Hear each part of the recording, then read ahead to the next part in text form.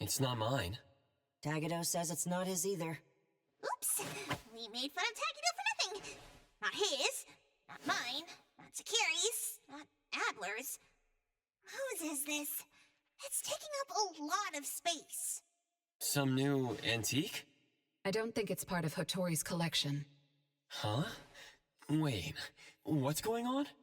About half an hour ago, when I returned to the shop, I saw a courier making a delivery. The package wasn't addressed to any person, just a bone antique shop. I saw that she was in a hurry, so I simply gave my signature for the package. I may have made a mistake.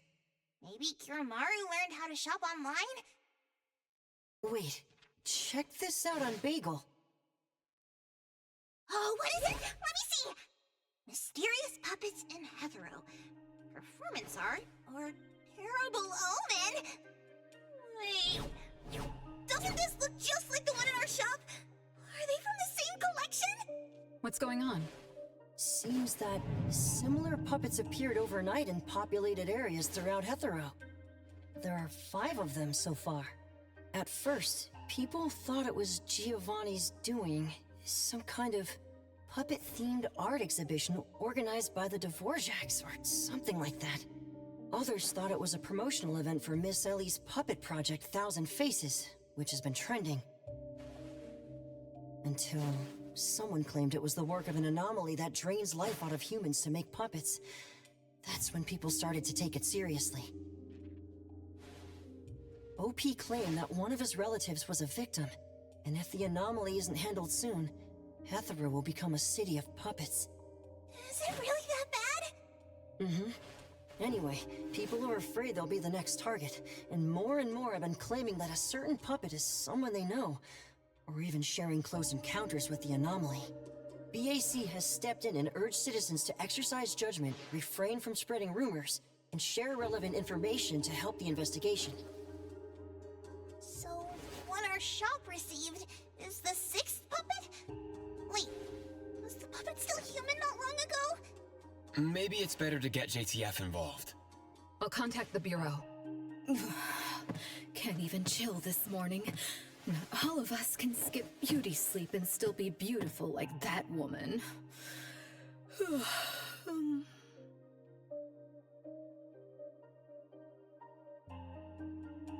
My apologies. It's not your fault, it's someone else. Forget it. So who brought this thing? Take it away, dump it, I don't care. Don't let it mess with the shop's feng shui. We got you covered, boss! JTF will be right here! I don't see you getting excited about bringing customers over, and you're bringing JTF to the shop? You kids better not have stirred up trouble again. Here's what happened. In any case, we'd like you to come to BAC to assist with our investigation. We'll have to leave the shop for a while. What do you think, Hotori? Well, the business of the BAC matters more than ours, so we'll comply. But the BAC will compensate for missed working hours for Precious, Daff, and me. Why am I included? Of course. The BAC will provide reasonable compensation for losses incurred from taking up your time. Boss, I want to come along too. There are no mistakes to catch today.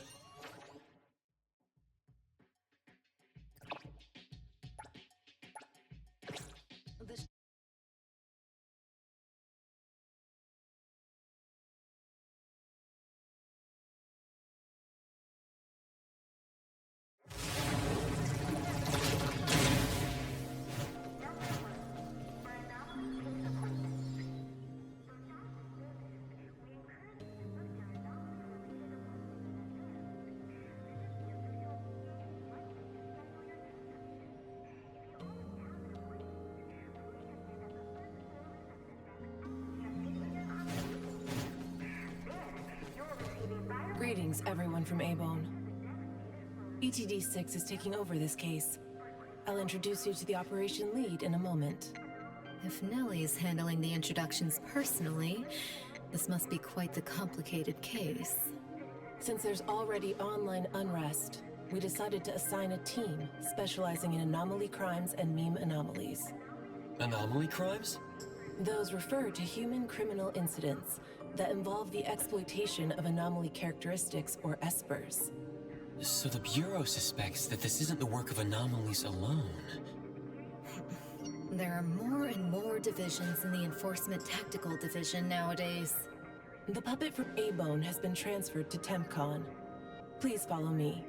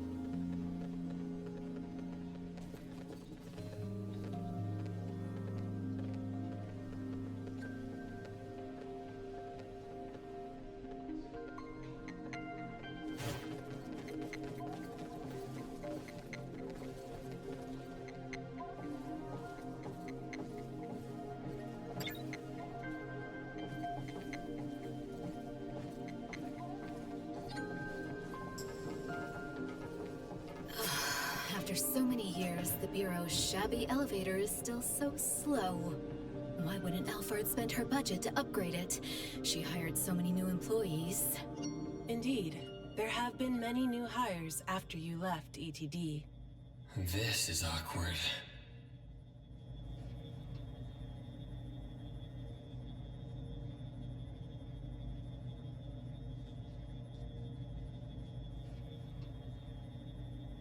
Precious, Dav. See you later. Aren't you coming? I'd love to hang around and meet teams I've never seen before, but my dear Director Alphard needs me for some grown-up discussions. Is it about Abisu? Should I go with you?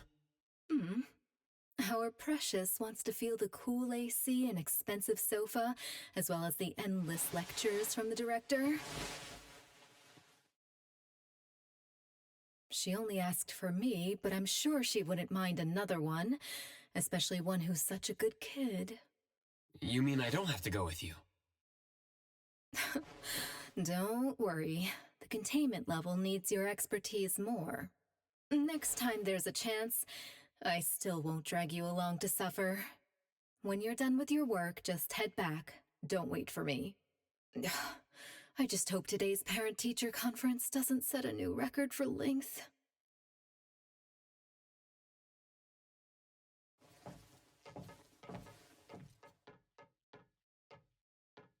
When I first came to the Bureau, Mint brought the anomaly to TempCon here, right?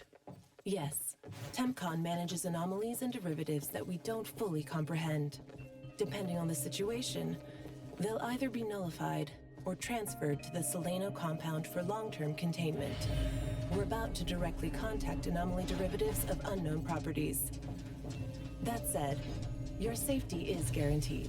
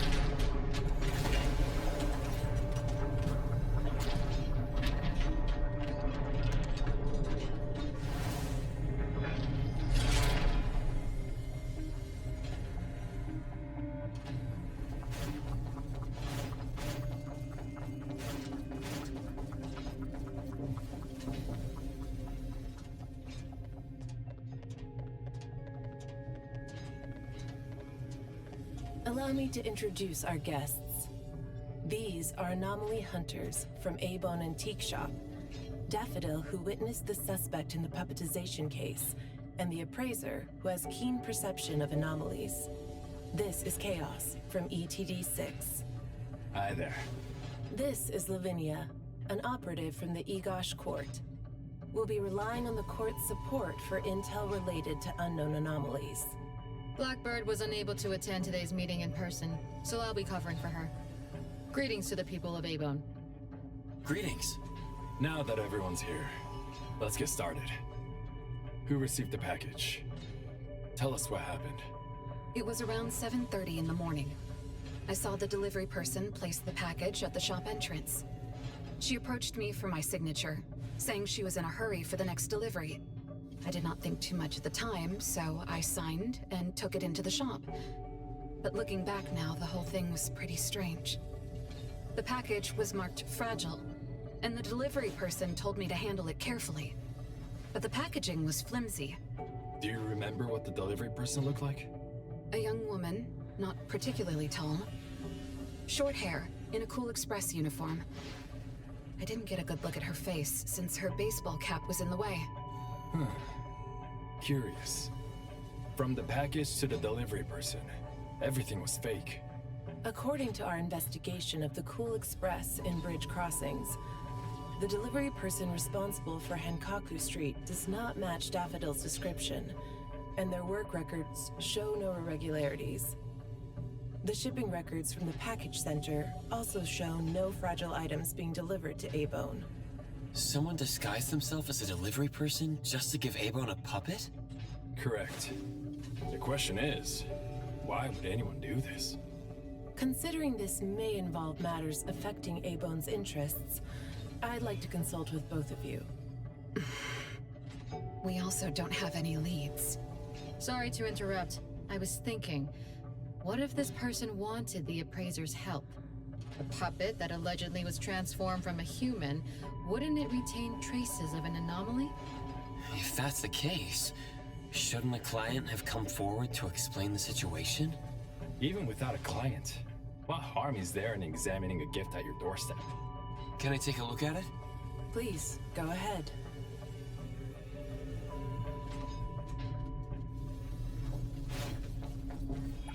A puppet of a teenage boy who seems energetic. A puppet of a teenage girl. For some reason, she's looking this way.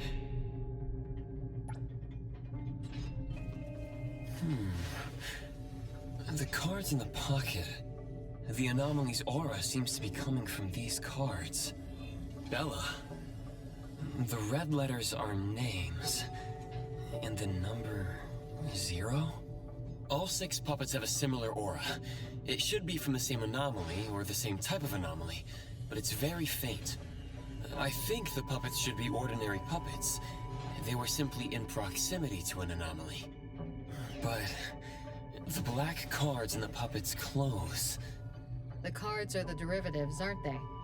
Very likely. So people being attacked and turned into puppets by anomalies is just a rumor. Pretty much what I expected. Who would spread rumors on Bagel to cause panic? Could it be the same person who delivered the puppet to A-Bone? Bingo. You're asking the right questions. My investigation shows that someone hacked a bunch of Bagel accounts and started rumors about people being turned into puppets by anomalies. This is starting to affect the citizens of Hatharo. Take me, for example.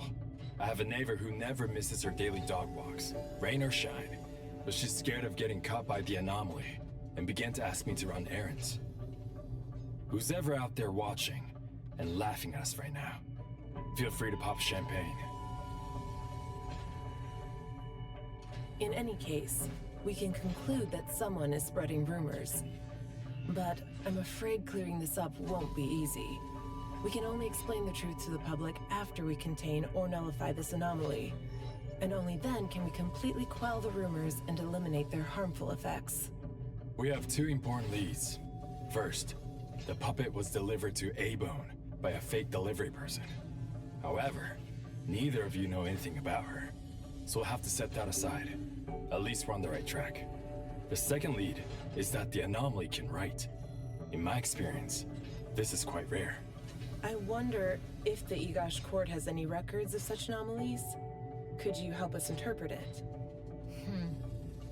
Unfortunately, we haven't found any matching anomalies in accessible records. If we can determine the identity of the names written on the cards, I may be able to help. I should be able to glimpse at their fate through divination and understand what they've been through. Chaos, consider this. If anyone received a black card from the anomaly, you are welcome to bring them to the witch's house for divination. Understood. If anyone from Abone discovers new leads, please contact BAC as soon as you can. We will look out for more leads. Very well, let's adjourn. Thank you very much for your assistance. Who could it be? If only I paid more attention to the delivery person. Daffodil, you couldn't have expected this to happen. Abone's safety is my responsibility.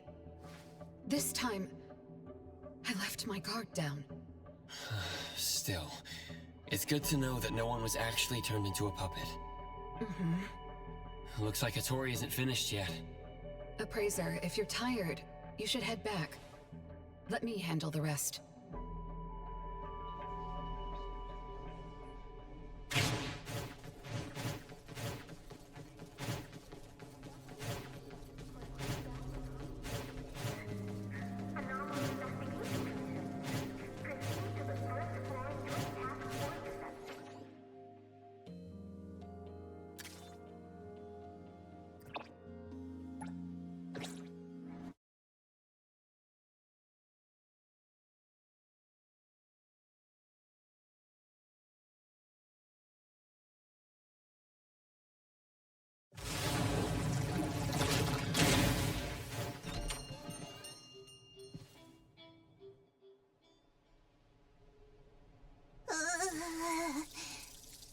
Natalie, are you okay?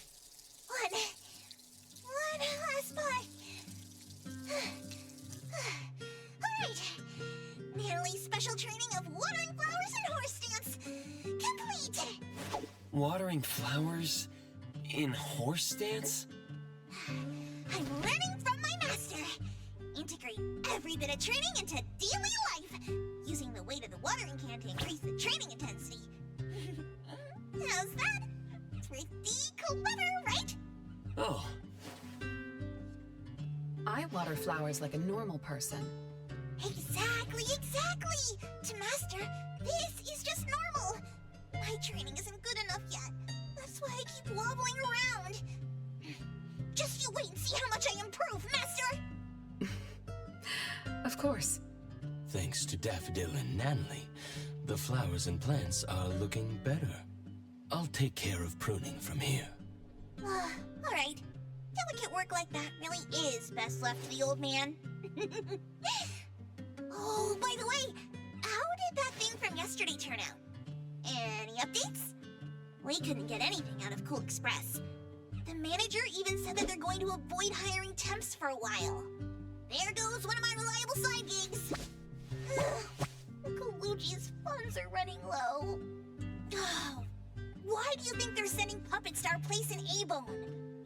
Could it be the anomaly is challenging the Colucci's? Was the puppet sent to deliver some kind of message? What message could that be? Like a coded message in Sin City Chronicles. This is some kind of hint. The hint is something that I, Peachy Daime, should definitely be able to figure out. If that's the case, shouldn't the recipient be you? No, you're right. Why does it only say Abone? Could it be that I, Natalie Colucci, am not famous enough? If it only says Abone, then who exactly is this hint for? Or could it be meant for all of us? We have a guest. Hello? Is this Abone? Are you anomaly hunters? Welcome to A-Bone. You must be here for an anomaly commission. Yes. What do I need to do? Do I sign a contract? Do I have to sign up for something? Ah, this must be your first time seeking help from anomaly hunters. Don't worry. Please, have a seat. These are A-Bone's finest anomaly hunters. Feel free to share with them any troubles you have. I'll make some tea for you.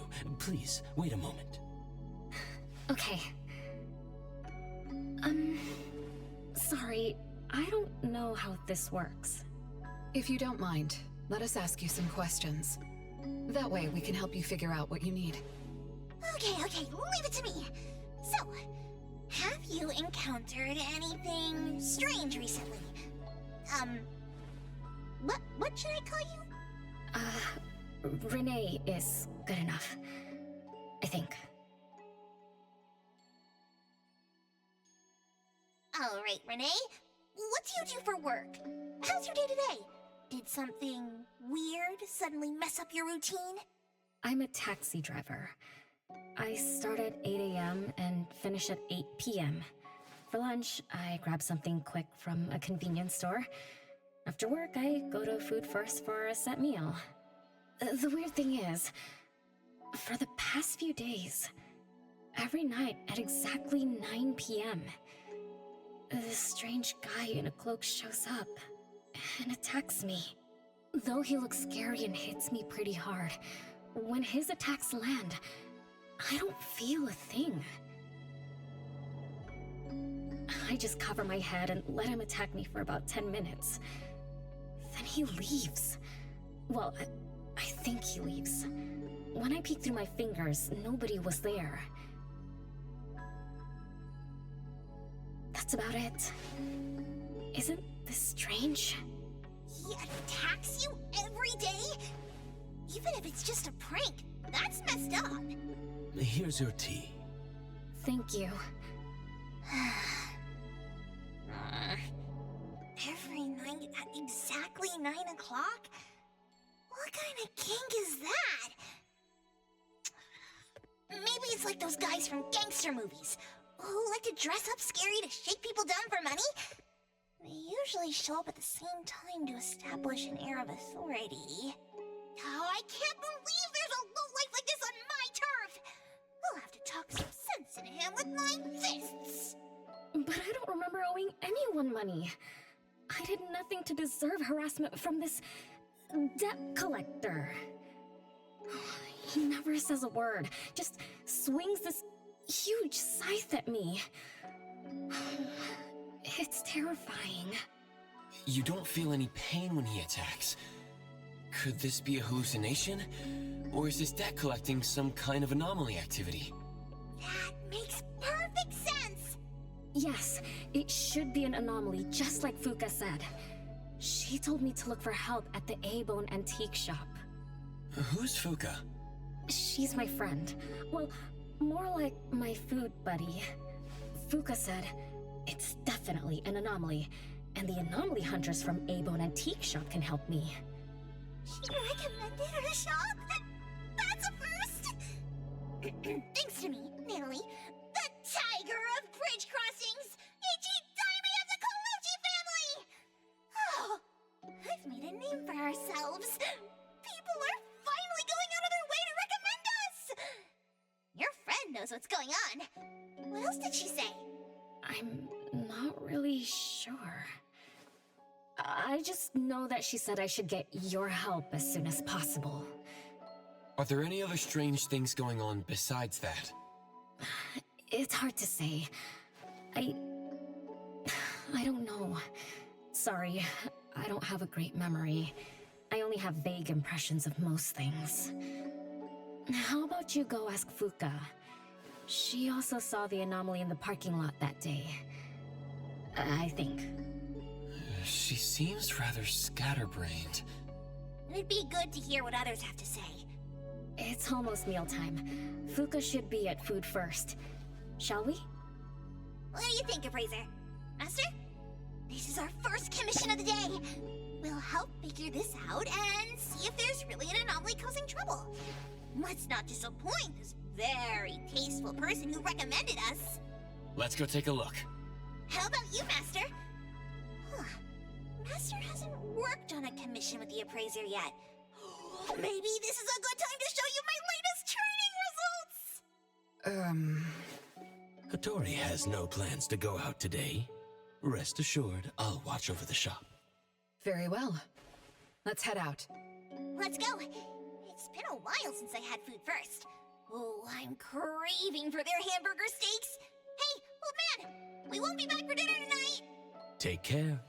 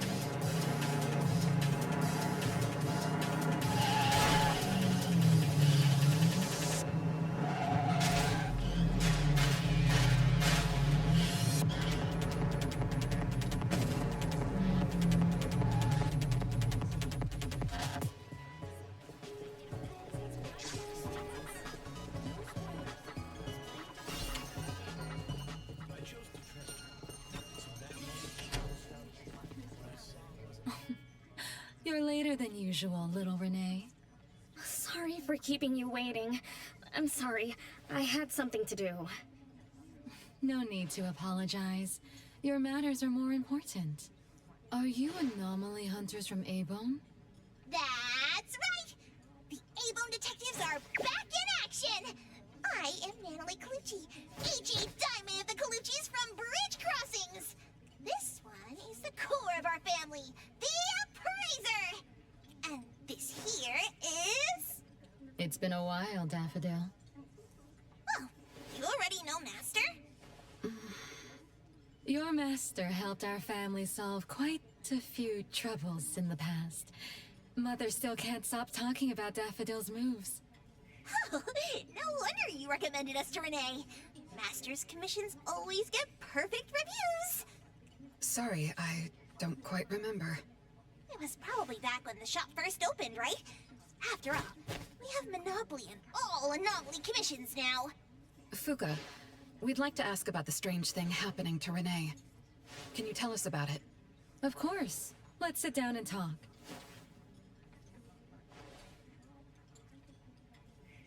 Two nights ago, little Renee and I finished dinner and were about to head home.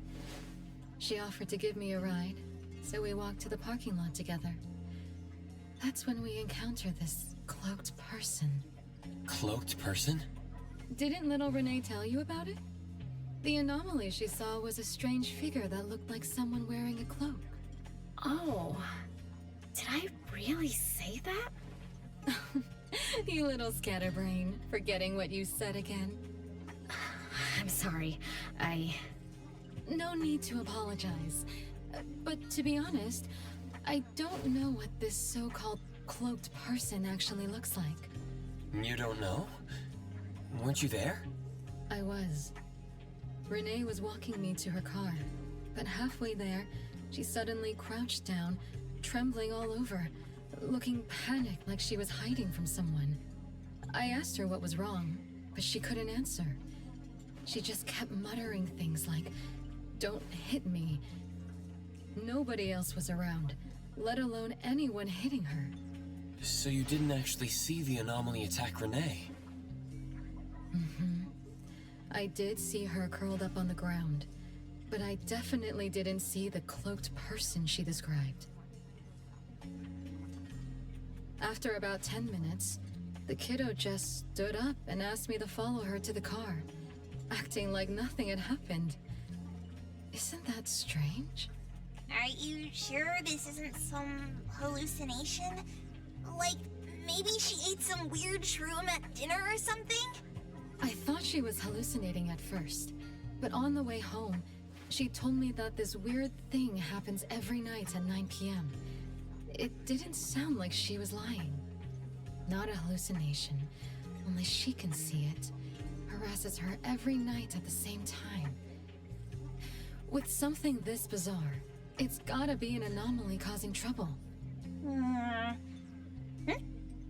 So, any leads yet? Hunters from Abone? I see. Can I ask one more question? Of course, Daffodil. When Renee was clearly unwell, why didn't you contact a doctor? That's right. She acts like she's nice, but when her friend was in trouble, she didn't seem to be concerned or help her. Well, I was worried something might be wrong with her, so I told her to go to the hospital. But the girl insisted she was fine. So I just let her be. You also suggested that she should seek help from Abone. That's because I later realized Renee must have gotten herself into trouble with some anomaly. So I thought of you. Wouldn't it be better if you experts helped her, instead of having an amateur like me mess around? Daffodil, you may be thorough, but you always get obsessed with details. Same old habits. I'm the one who told Fuka that I was okay. Really, I'm fine. It didn't hurt at all. It's just that the anomaly was scary. Thanks to Fuka for explaining everything that happened. I'm not so good at that. I feel like I don't really know what's going on. We've been talking for so long, we almost skipped dinner. I'll buy everyone food tonight. Take a look at the menu. What do you want, Fuka? Same as usual. Spicy chicken cutlet curry rice. I'll have the same. I don't know about the other stuff at this place, but I like the spicy chicken rice, since it doesn't have those gross green peas. What about you, Nunnally and Appraiser? Go ahead and order something you like. We'll gladly take the offer.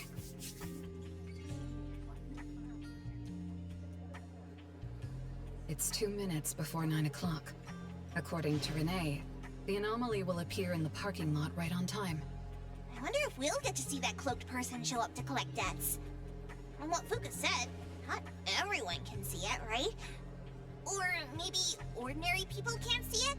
It might not be a weirdo in a cloak either. After all, she's a bit scatterbrained. She could have gotten it wrong. There are many anomaly hunters here to protect you today. No need to be afraid. Thank you. You always take care of me. Then I'll walk ahead. He'll show up soon.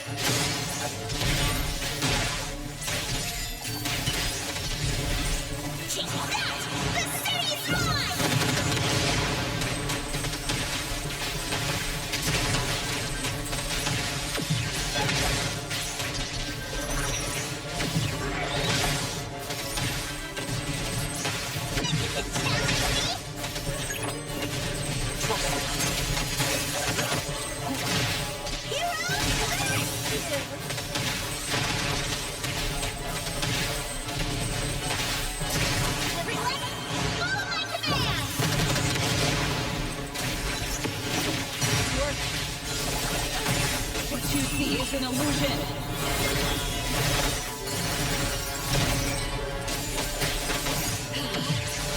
Let me take over. Make splinter and fracture!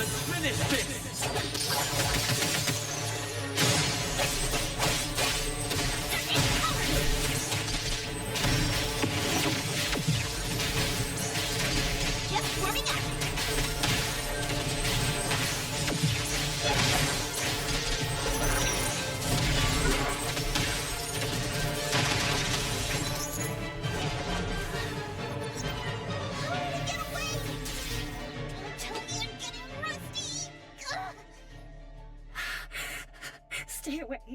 Stay away from me! Are you okay? Don't worry. I drove away that debt collector. Everything's okay now. Did the anomaly drop that thing on the floor? Renee. And a series of numbers on the back. Minus 20088. The numbers are different. It's the same type of card the Bureau is looking into. Let me contact Chaos. We meet again. From what I know, you received a commission from Renee to investigate this debt collector anomaly, which attacks her every night at the same time. You fought, then the anomaly left behind the same cards from the puppetization case. So you encountered the same anomaly I'm after. Could someone have schemed all these encounters just to involve you? ETD6 lives up to their name. They are true anomaly crime experts. You're right. This doesn't seem to be coincidence. We still don't know who's the mastermind or why they're doing this, but we may have already met her. Fuka, the friend who recommended us to Renee.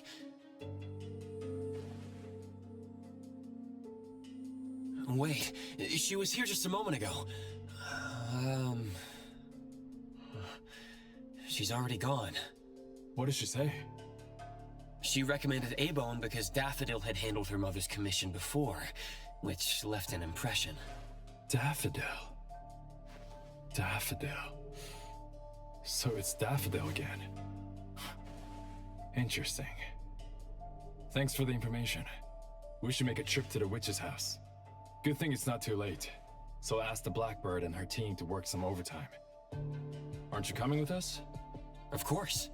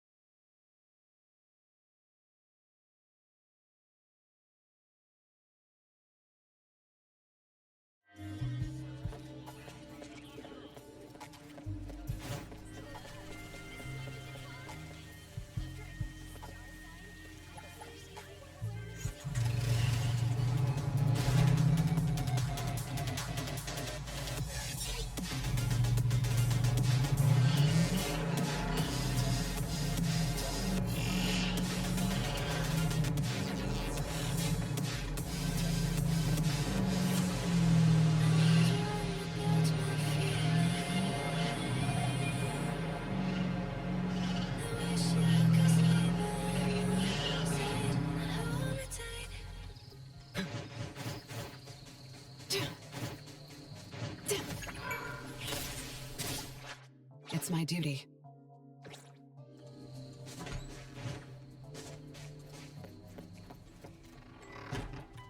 Greetings. Welcome to the witch's house. Hello. Sorry for disturbing you this late. Good evening. This young lady was attacked by the puppetization anomaly tonight. Huh? Wait, what anomaly? The one that turns people into puppets? So, those people really were... Well, we aren't certain at this moment. In any case, could you please share the entire incident with us? Oh, I'll tell you.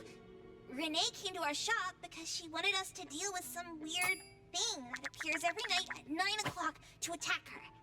We were escorting Renee to the parking lot of Food First, and at exactly 9 o'clock, there was a poof, and a wild debt collector appeared. We don't know its real name. Natalie has been calling it the debt collector. That's right. It was swinging a huge scythe at Renee. I don't know if my eyes were playing tricks, but the scythe went through Renee's body. I was worried. I think I saw that too. Luckily, the appraiser blocked its weapon. Then, they started going at it, trading blows and stuff. But the fight didn't last long. Oh, I was just getting started when he ran off. Do any of you remember how long the fight lasted? 10 minutes sharp. And afterwards, did you discover that the anomaly left the same kind of card for Renee? We did. Appearing on time, disappearing on schedule, and leaving similar cards for the victims. This debt collector might be a type of rule-based anomaly. Rule-based anomalies usually follow predictable patterns. They also have a complete set of rules in their domains. For example, if any of you were to enter the anomalous realm it creates, you wouldn't be able to get out easily. Instead, you'd have to follow its rules. Some rule-based anomalies symbolize rules themselves. You can think of them as the manifestation of rules. Others have some kind of goal. In such cases, nullification is extremely difficult, and conventional containment methods have proved ineffective. No wonder it got away. Is Abisu's security anomaly also a rule-based one? Nantani is its name, right? It is. So, the key is to understand the rules and master them before we can nullify or use them to our advantage. And someone beat us to it. Figured out the debt collector's rules. Set up the whole thing. The next questions are, why target Renee? And what do the numbers on Renee's card mean? Why is the message left for Renee different from the others? Another annoying puzzle. If only Nietzsche were here. I could do a divination for Renee. Maybe we can find something. That's a surprise. I've never had a divination before. Is there anything I need to do? Just relax and close your eyes now.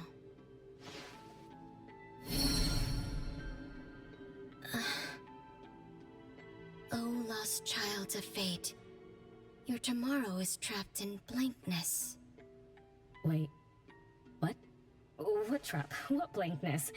I thought divination is about tomorrow being lucky or a sunny day. Oh. Your fate is rather unusual. I'm afraid I can't give you further interpretations. But I once performed a divination for another woman with the same result. You might share similar fates.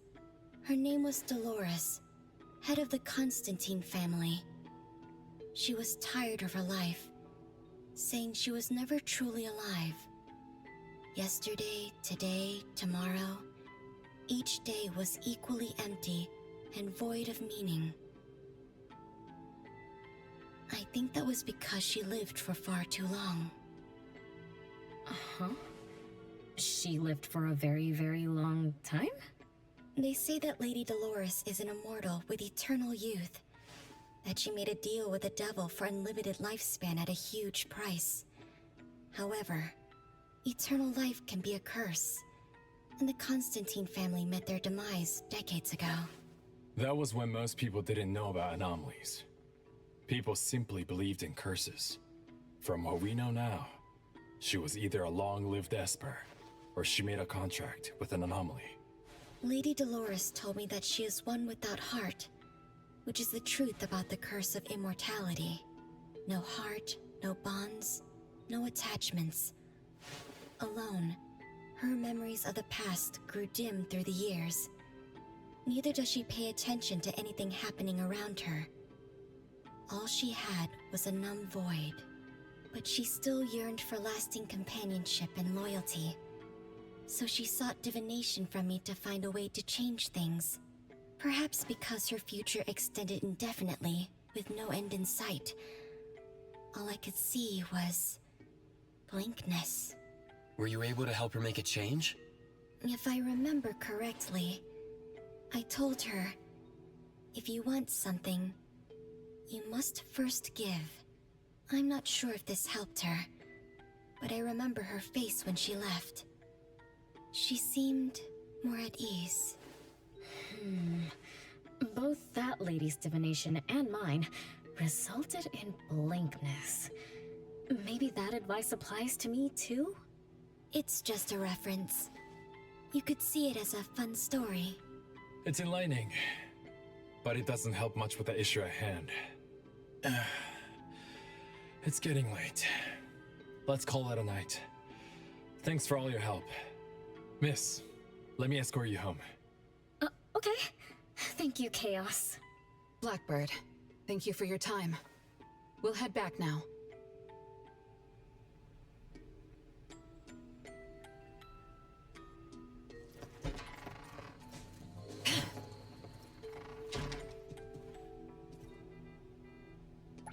Greetings. Welcome to the Witch's Lost Souls.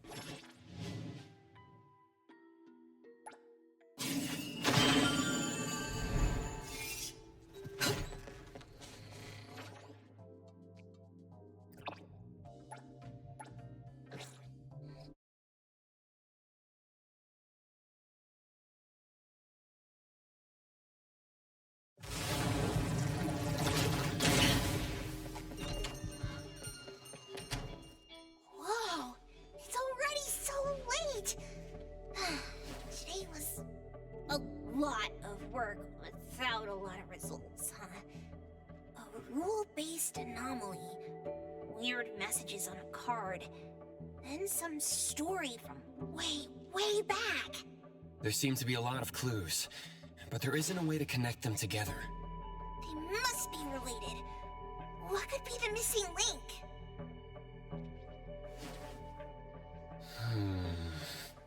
Let's call it a night. It's getting late. You two should get some rest. Oh, man. After running around so much today, getting home, relaxing for a bit, and now that Master mentions it, ugh, sleepiness just hits you like a truck. Good night, Master. Good night, Appraiser. Good night, everyone. I apologize, but bedtime is going to have to wait. Is there an emergency? The debt collector left me another message. I found this in Renee's mailbox. Isn't this the card from last night? An anomaly is back again? Appraiser, take a look at this. Renee's name and an address? It looks like an ordinary card. Did someone try to copy the card's style? They need to have seen the original to make such a convincing copy. That narrows down our suspects. You mean Fuka, who witnessed our battle with the debt collector last night? And the person who delivered the puppet. Don't you think they're working together? They sent Renee a formal invitation and are waiting for us at the old Constantine family estate. That address belongs to the now defunct Constantine family. Renee, are you somehow connected to the Constantine family? I knew last night's story was different. I don't know. I don't remember. I'm just a taxi driver who's always been alone. How could I be connected to some strange family? Oh, I'm sorry. I'm not helping. All right. We just have to find someone who has an answer. Let's go. Wait, don't go yet! This is Abone's commission! Daffodil must come along. Others can join us too. I don't have stupid rules about not getting others involved. Master, the appraiser, and Natalie Colucci! The mystery of the debt collector is about to be revealed! Hi. How may I help you?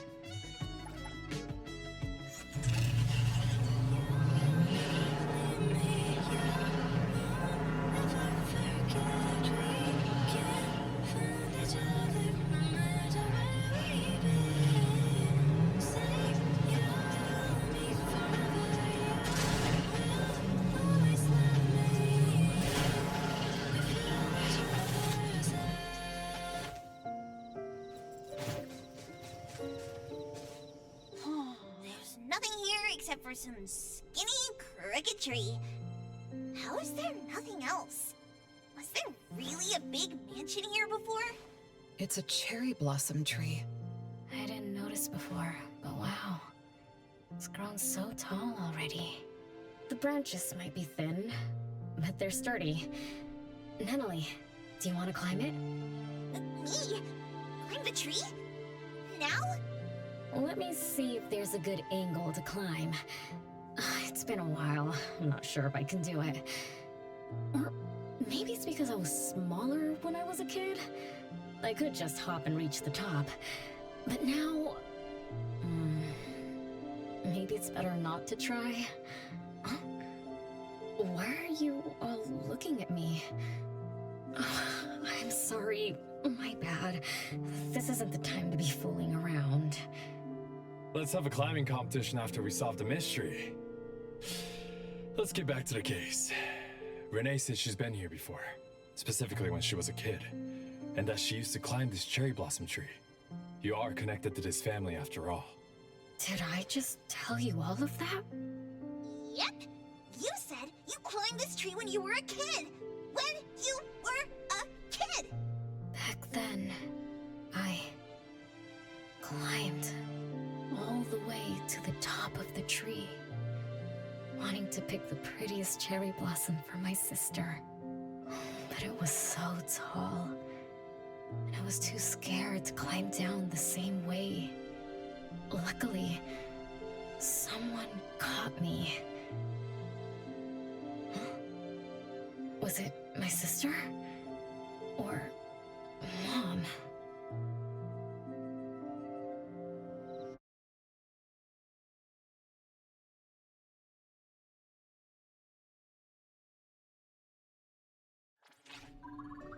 Ow! That hurts! Renee, are you okay? My head hurts. But my limbs are where they should be. What about you, Appraiser? I'm okay too. Where are we? What just happened? I'm not sure, but it looks like we're in an anomalous realm. You remembered climbing the cherry blossom tree as a child. Then we got pulled in. Natalie and the others aren't here. We might be separated. This is my fault. I'm so sorry. I had no idea this would happen. No worries. It's not your fault. Besides, we hunters are used to being pulled into anomalous realms. The real question is, how did we end up here? What a grand entrance. This must be some wealthy family's mansion. Such as the residence of Lady Dolores, head of the Constantine family. Have we traveled to the past? Not necessarily. Maybe the anomalous realm is simply recreating scenes from the past. Do you recall anything else from when you were a kid? Anything helps. I can't. Oh, my brain is still foggy. But I can feel this. Ever since I got here, I've been having a sense of nostalgia. You must be somehow connected to the family. Whoever brought us here knows that. But didn't the Constantines disappear decades ago? That doesn't match up with my age. You're right. What you just remembered was from when you were little. If you can remember more, maybe we can get closer to the truth. I'll do my best. But how do I do that? Well, let's look around. Maybe we can find the key to your memories.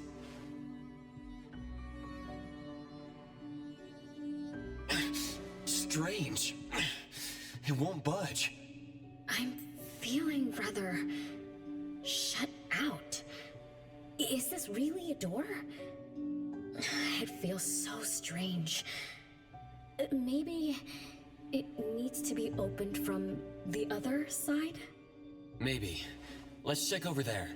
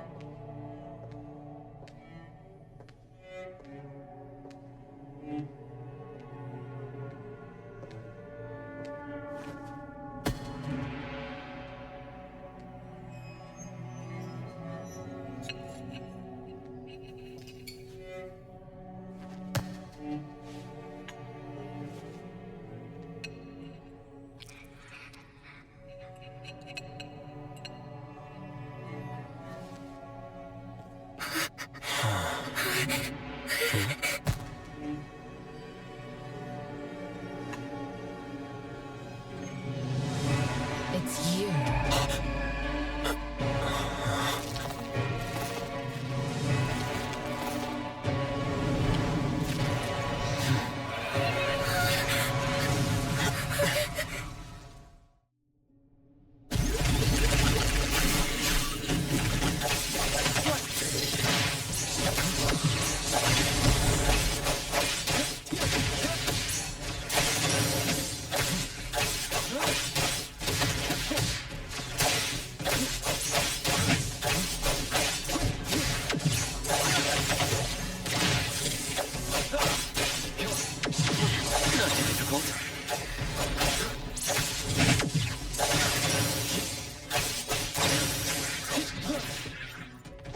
What was that just now? Something from the past? A family sitting around the table getting ready for a meal. Is this space replaying events from the past? How strange. It's like watching a movie. That's called a reenactment of the past. But did I just upset them? They don't seem too happy to see me. Don't worry about that. Anything can happen in an anomalous realm. In fact, hostile anomalies are rather common. Do you have memories of what we just saw? It somehow feels familiar. Especially with the person who lit the candle. But, oh, I'm not sure. That lady... If she's from a memory, how could she make eye contact with us who are in the present? Am I just overthinking? 1 o'clock? It's 1 o'clock already? Bell chimes? When the debt collector appeared, it also sounded like this. Could this be related to the rules it follows? Let's go check the entrance hall. Oh, impressive! Classy! Great taste! That's how big families do it! If only the base of the Kalujis were as fancy as this!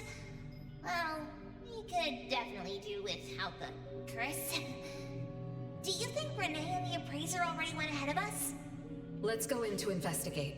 It's best if we regroup as soon as possible. Whoa! This door is so ancient! It's not going to fall apart if I push it, right? An old, ruined mansion that suddenly appeared, long neglected and unmaintained. Could this be how the Constantine family mansion looks now? The desolation we just saw could be an illusion to hide this place. That makes sense. And then Renee dispelled the illusion. She must be part of this family. In other words, the master of the family returns. An old mansion abandoned for decades. I better be careful. I won't be able to pay for damages if I break anything historical. Yeah, we're inside an anomalous realm. Be careful. Alright then, let's be gentle. Hello there!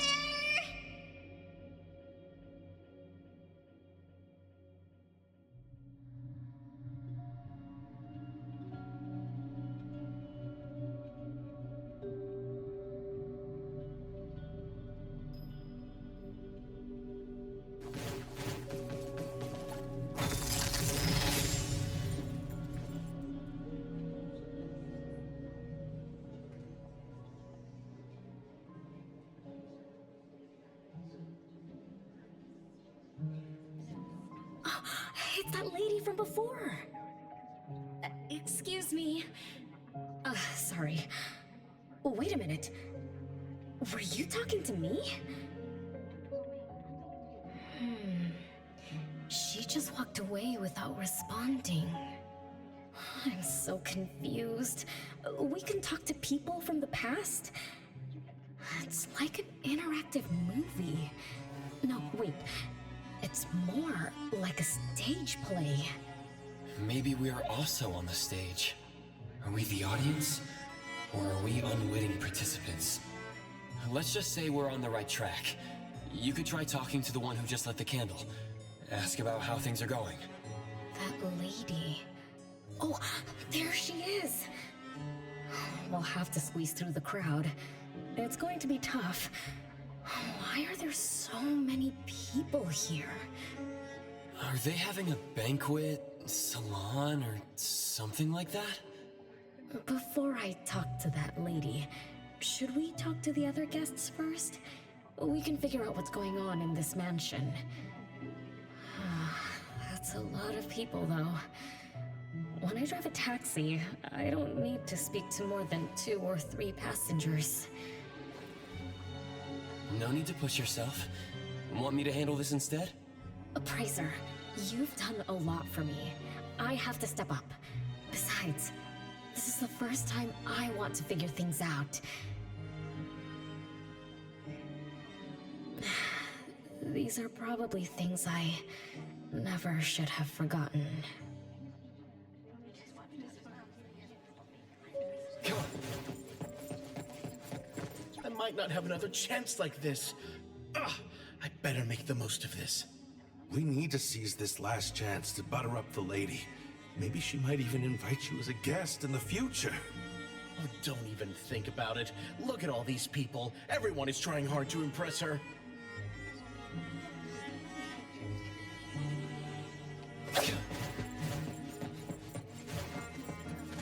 Which family does that young girl with the white hair belong to? How come I've never seen her before? That should be Bella, the eldest daughter of Lady Dolores. She is the organizer of this farewell banquet. Her daughter is already that grown up? She doesn't look that much older than her daughter. Shh, keep it down. You know that woman is cursed. What a shame. I was hoping to introduce my brother to Bella.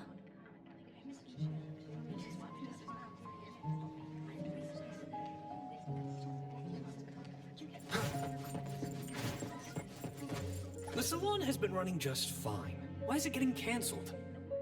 Apparently the lady wants to focus on family affairs, so she's withdrawing from the social circles of the nobility. Oh, such a shame. Dolores has an amazing chef and the finest wine I have ever had the honor to taste. Dolores is also the most gracious hostess. Always generous when she lends out money.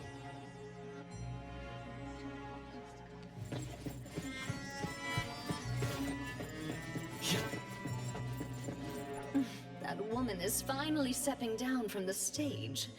Tut-tut, shamelessly enjoying eternal youth. Just because she had a deal with the devil. Look at this mansion. Look at all these treasures. Who knows how much wealth she's swindled over however long she's been alive. This is my last chance to find her source of immortality. The salon ends at 3 o'clock. Look at what time it is already. What's taking those useless guys so long to make a move? I told you, those so-called exorcists you hired are nothing but frauds. You better give up on your delusions. My brain is getting fried from what the guests are saying. So many conversations. So many faces. So many names. Let me think. Bella. That sounds familiar. Very familiar. Extremely familiar. Oh, that feeling is back again. It's just hearing that name brings up this nostalgia. One of the puppets recovered by the BAC is also called Bella. Can this be a coincidence? What do you think? You said the BAC found cards in the pockets of the puppets, and those cards were similar to the one I got. That means I'm connected to the puppets. By the way, Lady Dolores' daughter, whom we just met, also gave me this feeling of nostalgia. I guess I'm really connected to this strange family. Did you remember something? Could I have been their driver? I'm pretty confident in my driving skills. No? Why don't we find Bella and ask for confirmation? That's a good idea. I want to talk to her, too.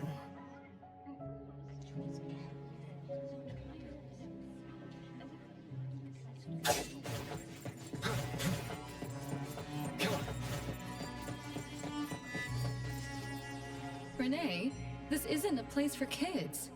Huh? Bella? You know me? Child, I'm your older sister. Remember, you should address me in a formal manner. I can't believe I have to tell you this. Mother has indeed spoiled you. Sister? My big sis? Why are you so confused? Oh, did you oversleep again? Mother warned us not to interrupt her salon, but you just had to go see what's going on. Like the time you hid in that cabinet to peek through. You ended up very disappointed, remember? You said adult social gatherings were boring, so you dozed off. You fell asleep in that cramped cabinet. When you woke up, you were so groggy that you forgot where you were and what you were doing. And then you woke up, but someone had shut the cabinet door, leaving you in a dark, cramped space. You snapped and started to cry. Desperate to escape, you threw yourself against the cabinet door. That day, every guest witnessed the extraordinary commotion you caused. You completely ruined Mother's salon. I didn't mean to, big sis. Is that so? Do you really think I'm your sister? Huh? Big sis? But aren't you? No, Renee. I'm just a shadow bound to this place, destined to meet you. Though you might have forgotten or abandoned us, we've been waiting for you all this time. We've been waiting to relive these moments with you. So, I really am part of the Constantine family? I'm her daughter? Looks like that poor brain of yours still remembers something. If you didn't even know your own mother, how sad would it be for those who love you? Where are they? Mom and the others. Are they still home? My dear sister, this is the Constantine mansion trapped in the past. Everything that happened here, everything about us, reenacts over and over again at this place. Come on, Renee. To return to the past, you must reclaim the choices of your past, including all your mistakes. If you're not Renee's older sister, then who are you? Shouldn't you ask her why I appear as Bella? The answer has always been in her heart. I don't understand. Wait, sister! It's all right if you don't understand now. I've been waiting for you for so long. I don't mind waiting a little longer. Bella. I think I'm starting to remember. She was the sister who caught me when I fell from the tree. She's been here all along, waiting for me to come home. And why is the puppet also called Bella? I don't think the Bella we met is a real person. Remember how this is an anomalous realm? So she's my sister from the past. Though, I don't understand everything she said. That's what she meant, right?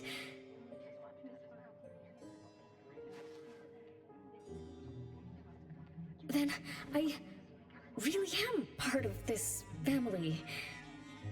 Didn't this family disappear over 50 years ago? How could I... How about we ask Lady Dolores? My mom?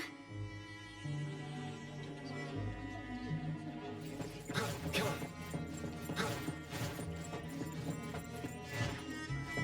Hello, can I pass through? Excuse me, coming through. Hey, get in line if you want to butter up the missus. Take turns like everyone else. You're not the only ones who need something from her. Dolores is far too kind to you commoners who are uncultured bumpkins with no etiquette. Do I need to remind you about what first come first served means? I don't think we can squeeze through. These guests aren't very friendly. There was one bell chime when we came in. The salon started at 1 o'clock. If this scene closely follows how it played out in the past, they should leave as soon as the salon ends. We should be able to approach Lady Dolores then. Oh, good point. Thanks for coming up with a plan. I couldn't have done this alone. When does the salon end again? It should end at 3 o'clock. So we wait until the clock chimes 3 times.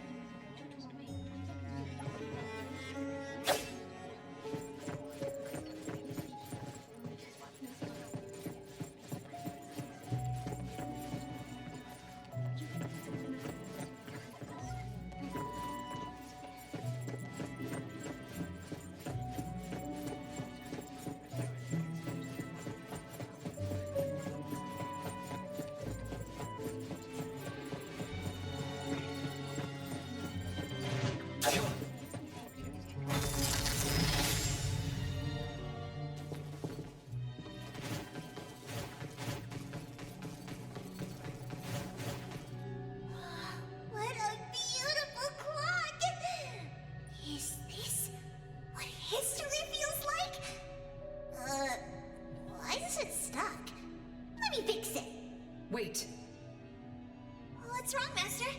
Is it dangerous? It's best to remain vigilant in anomalous realms, especially with clocks. Oh, right. Debt collector anomaly is also related to clocks. Blackbird once mentioned that rule-based anomalies follow established patterns strictly. It would be a good idea for us to pay close attention to time. Got it, Master. We look around for clocks, watches, and stuff like that. But, I guess I was in a bit of a rush. It doesn't seem it cost anything, though. The debt collector didn't appear this time. Ouch! My ears! Something else showed up. Hey! Watch this!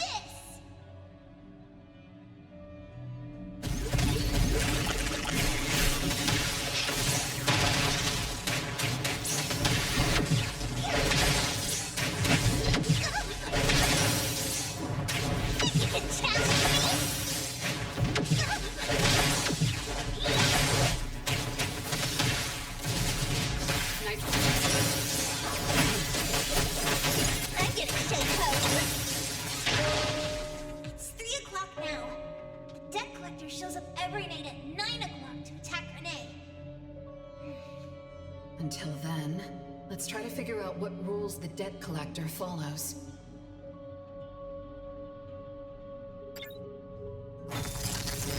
Oh, it's 3 o'clock already. As you expected, all of Lady Dolores' guests have left. I'm going to see Lady Dolores now. Take it easy. Don't be so nervous. I'm here with you. Okay, deep breaths. Deep breaths.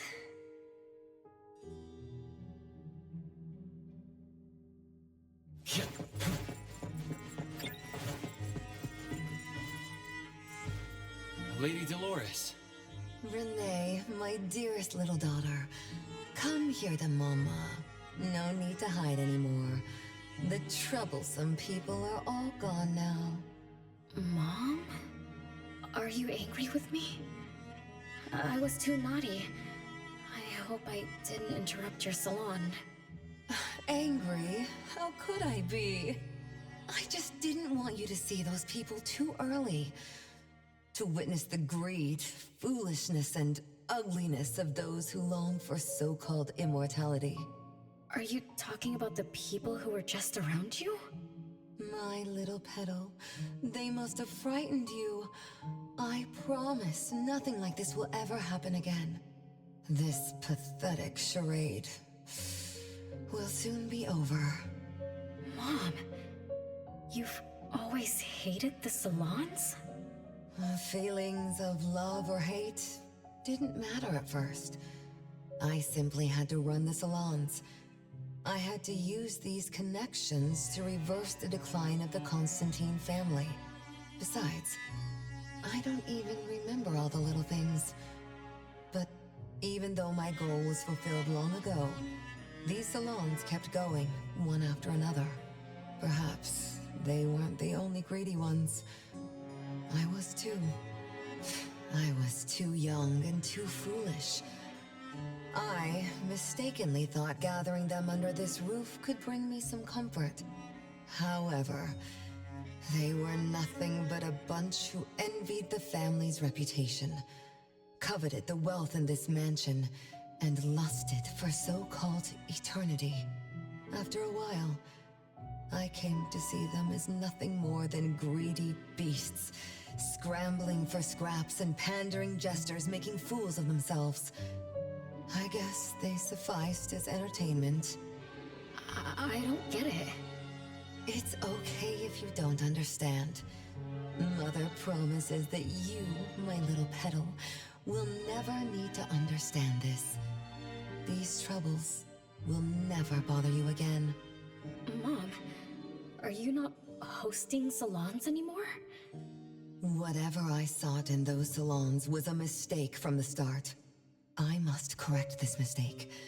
And the catalyst for that change is you, my dear. My little petal. Family is what matters most. You are the most precious gift in my life, as well as the very source of meaning in my stagnant existence. Whatever time we have left, we must treasure every moment together.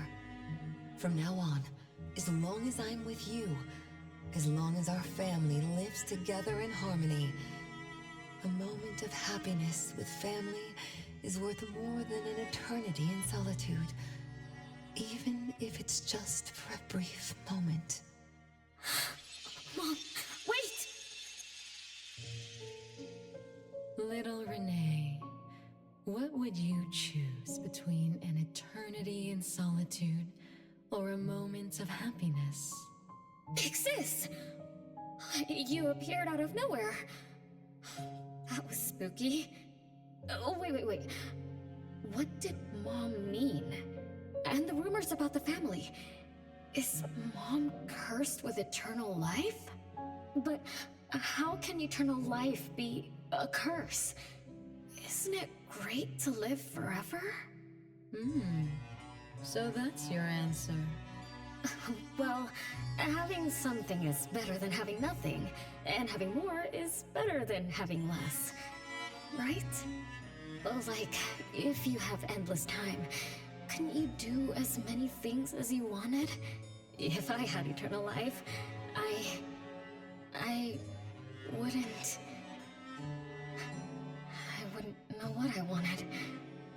And I wouldn't know what I could do. I wouldn't even remember what I've ever done. Is this my life right now? All this time, what have I been living for? Days with nothing to do, with no meaning, and with no end in sight. So that's why it's a curse. Poor Petal. It seems that even after forgetting us, you still haven't found what you desired. Or was the kind of happiness you were looking for nothing but drifting through life in a daze, barely conscious? No, I didn't forget you on purpose, Pixis. It's not like that. Little one, you self-contradict and don't act as you say. But I believe you, because you've already paid the price. Just like your first answer, you made a choice before. That choice allowed you to return here by yourself, but it also made you forget everything, including us. You're saying Renee chose eternal life, like Lady Dolores? What do you mean? Me? Eternal life? No way. Did I? But what about you, Pixis? Mom? Are you all alive? At least you weren't made into puppets. Thank goodness. Renee, you basically forgot everything about us. Mother, the one who gave us life, loved you so much. She used a picture of you as her bookmark. When she read before bedtime, her gaze would always drift towards your smiling face. Every little thing about you, your quirks, your habits, your childish nonsense, she remembered it all. You were the only one she had in her eyes and in her heart, as if the rest of us didn't even exist. And we are the same way too. Mother, Elliot, Teresa, everyone is waiting for you. Won't you come see them? Mom and the other siblings. Everyone's waiting for me? The cherry tree Mother planted in the courtyard is bathing in sunlight and in full bloom. Time has come to a standstill, and moments of happiness plays over and over again.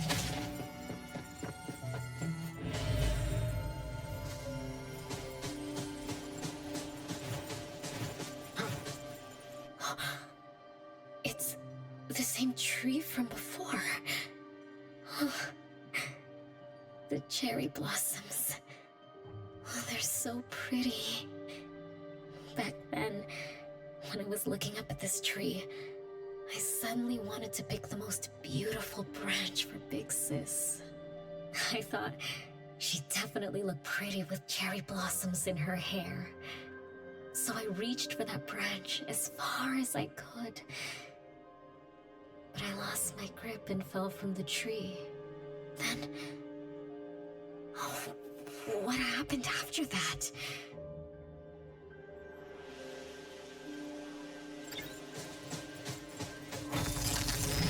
This is the crooked tree we saw when we first got here. The flowers have withered. Just like the fate of the Dolores family. Be careful. Looks like we're not the only ones here for the flowers.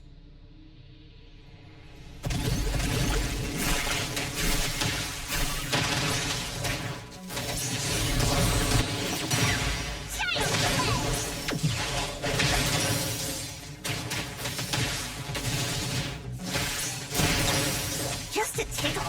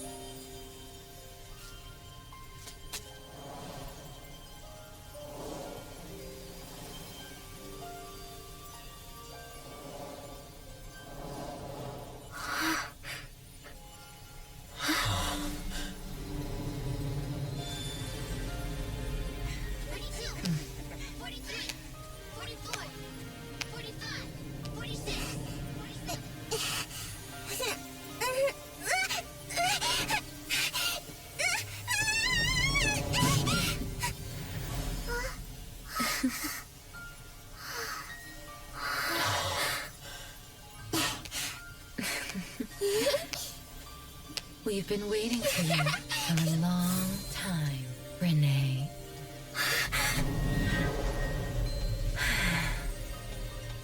Do you remember the reason we were born?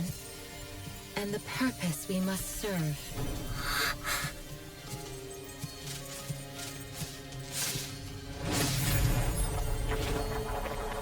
All excitement will eventually fade to nothing. Mother has long grown tired and numb to it all. After enduring long and lonely times, a wish began brewing in her heart. We thus awoke to the blazing call of Mother's heart and came to her side. We swore with our very existence that Mother would never be alone again. Surrounded by her children, Mother found the companionship and happiness she had longed for. But she didn't stop. She kept yearning for more. Because we weren't able to satisfy Mother's deepest wishes in her heart. However, our Mother's wish was never fulfilled, and that day will never come.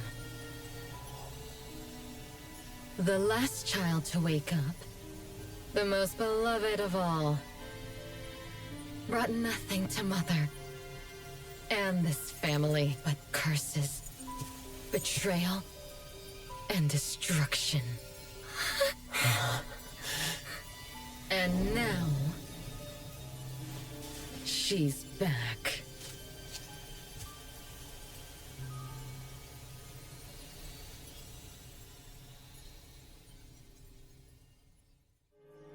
Do you remember about the time our family spent here? From the very beginning, we were just wooden puppets sleeping in Mother's box. We opened our eyes in response to her deepest wishes. We answered her calling from the depths of her heart. Teresa, Elliot, Yvette, One by one, the children woke up and gave everything they got to put a smile on Mother's face. Those names are the same as the puppets found by the Bureau. This was Mother's miracle. She gave life to the wooden bodies of her puppet children. All of us shared Mother's gift of eternity. In return, we brought her laughter and companionship. The happy times seemed to last forever. But Mother still felt lonely. She was still yearning for more. As long as Mother's wish remained unfulfilled, more children would continue to come to her side. And you, little Renee, are the last child to receive her favor, and the one she treasures most. So, we used to be puppets, and I woke up because of Mom's magic. That must be the Esper ability of Lady Dolores. Our existence, our calling, and our purpose. Everything was dedicated to Mother. Thank you for helping me remember all of this, Big Sis. Unfortunately, you abandoned all of our duties. You betrayed us and committed an unforgivable sin. Sin? I don't get it. You forgot your family. You even forgot the sins you committed. But that's okay. I'll make you remember everything. That's exactly why I am here. The sin is recorded on Mother's registry in the study. Won't you go see for yourself? You could give us a better explanation. Everything started because of you. My ignorant little sister. Wait a minute. Don't leave me, sis!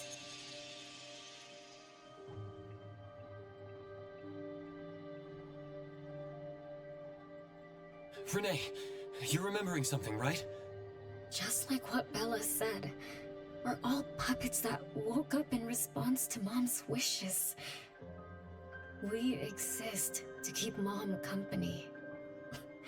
I remember many, many things now. I had tea with my siblings. We also played hide and seek at home. But Mom, our beloved Mom, where is she now? Why am I the only one alive by myself? Where did they all go? We'll have to check the study.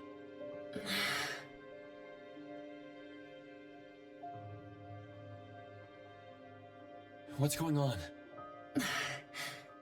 I have no memory of that place, but I feel scared. There is something in the study.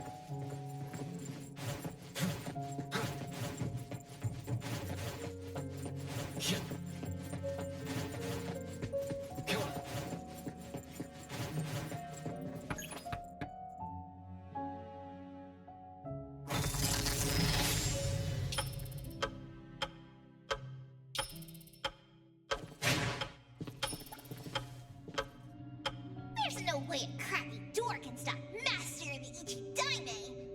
This is the only locked room in the whole place! I smell secrets! Do not let your guard down. Be careful. Yes, Master! Another grandfather clock?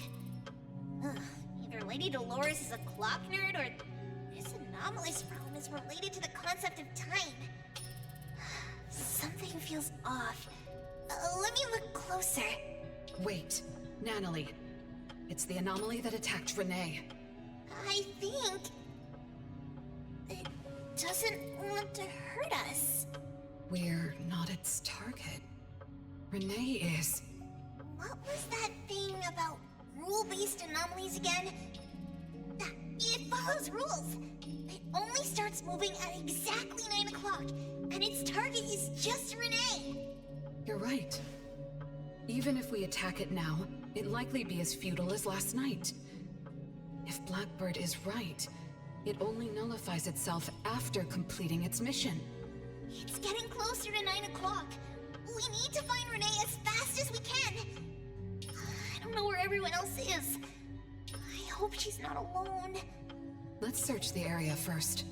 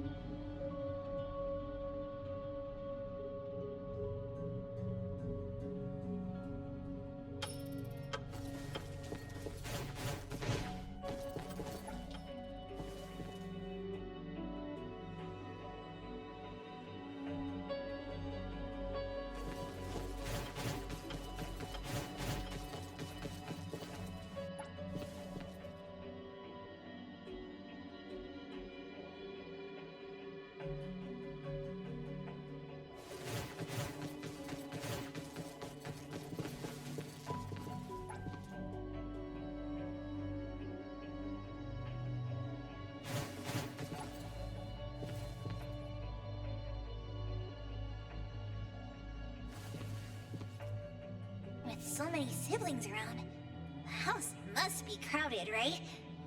I wonder what it's like, playing and messing around with them every day. Master, do you have any siblings? Yes, and no. I did once live in a garden with many sisters, but none of us were related by blood. Huh?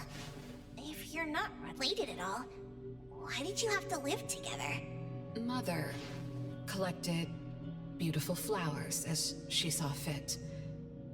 Of course, she was also a woman with no blood relation to any of us. That's so weird.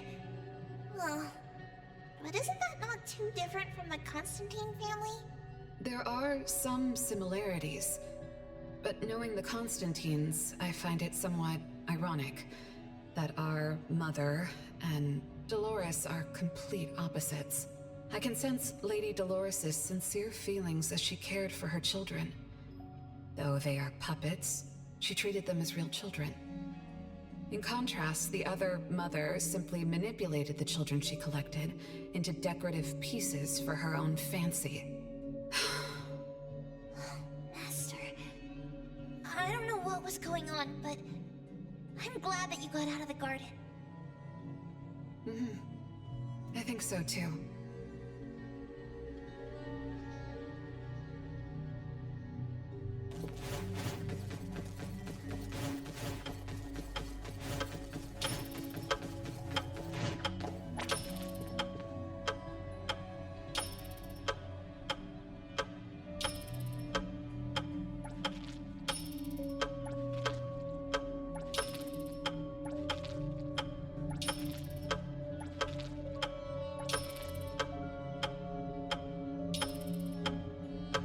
Chances are, Lady Dolores has met her demise. Only Renee's number is different. We won't let it turn into 0. The curse of eternal life, a fallen family, a blank tomorrow. Hints about time are all over the place. Could the numbers represent lifespan? Huh? Let's see. 20,000 days is roughly 50 years. Blackbird also said that the family was gone for about half a century. Wait, does this mean 50 years ago? Renee should have... Based on this line of thought, she should have withered along with the family. But for some reason, Renee still exists in this world. So as the days go by, she's just... racking up life debt? If the debt collector abides by the laws of nature, then I believe you're right. All creatures abide by the laws of nature. Birth, aging, sickness, and death. Those who defy them must pay a price. Even espers with near infinite lifespans pay a price when they gain their abilities. Renee, what price did you have to pay? Why did your life freeze 50 years ago, instead of reach its end? The debt collector must be hunting you because the laws of nature require your removal. So the puppets at the Bureau, they were Renee's family? Removed by the debt collector? Master, what should we do? Renee's commission. Abone accepted the commission. There's no reason to break our contract. I'll do my best.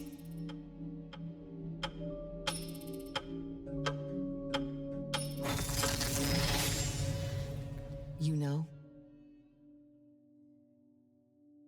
Yes, Mother.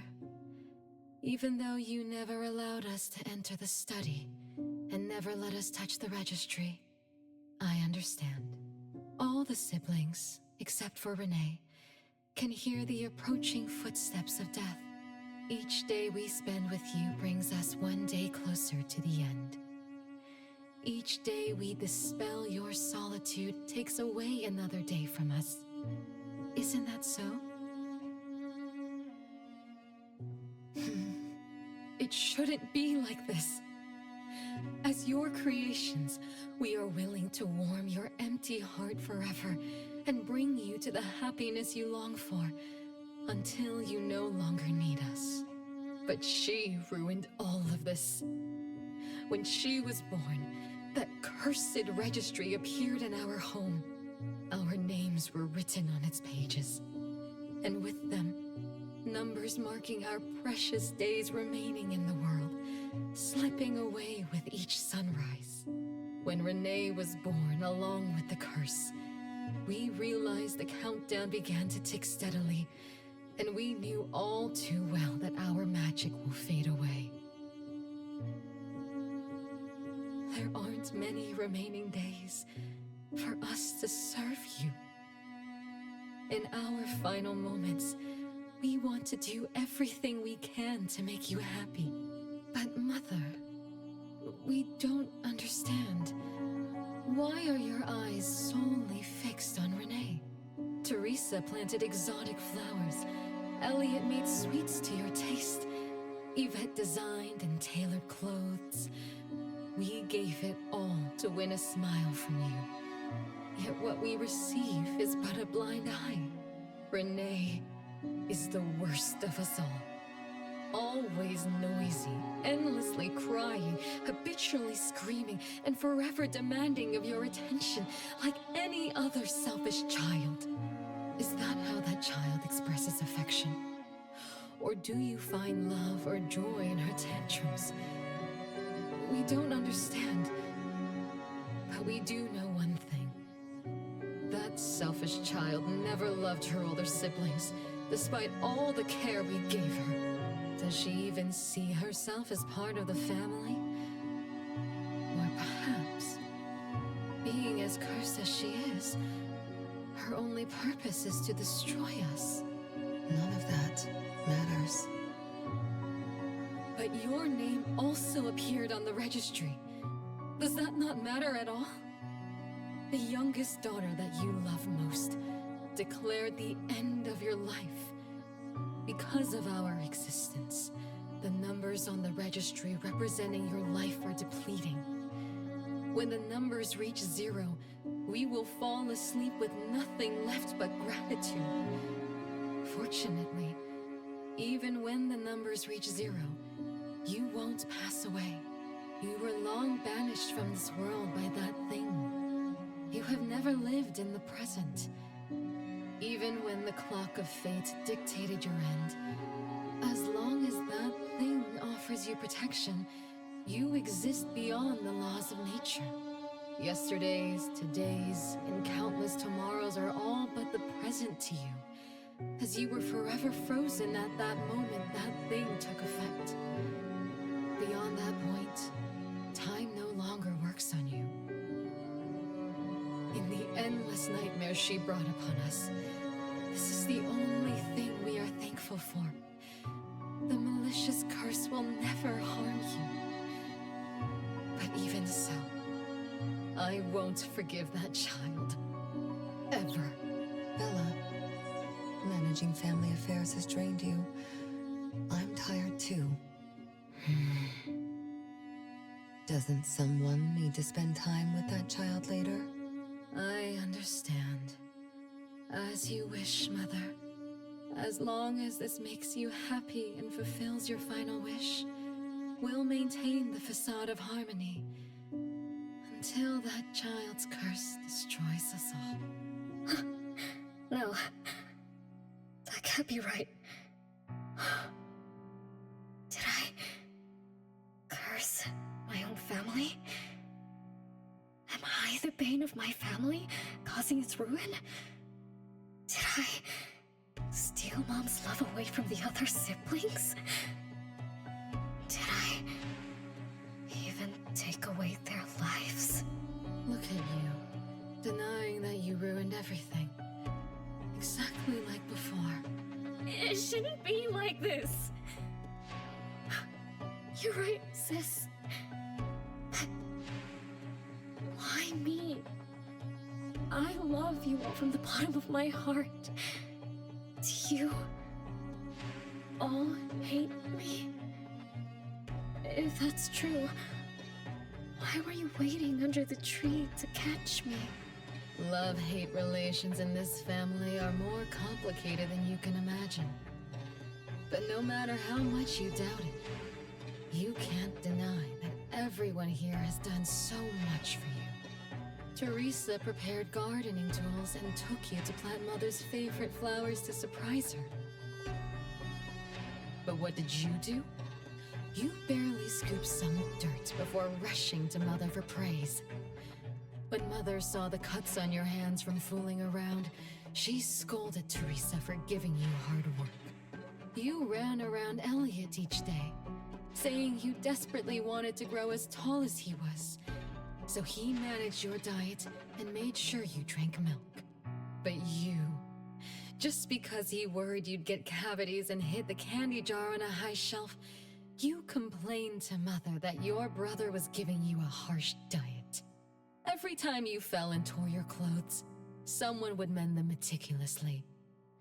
Nevertheless, you always ignored their efforts and pestered Mother for new clothes. Mother's wish was to have a harmonious family. We were all trying to fulfill that wish, trying not to ruin anything. It would have been so much easier to pretend and spoil you the way Mother did. We could have created the harmonious family Mother wanted, even if it was just a facade. That would have sufficed.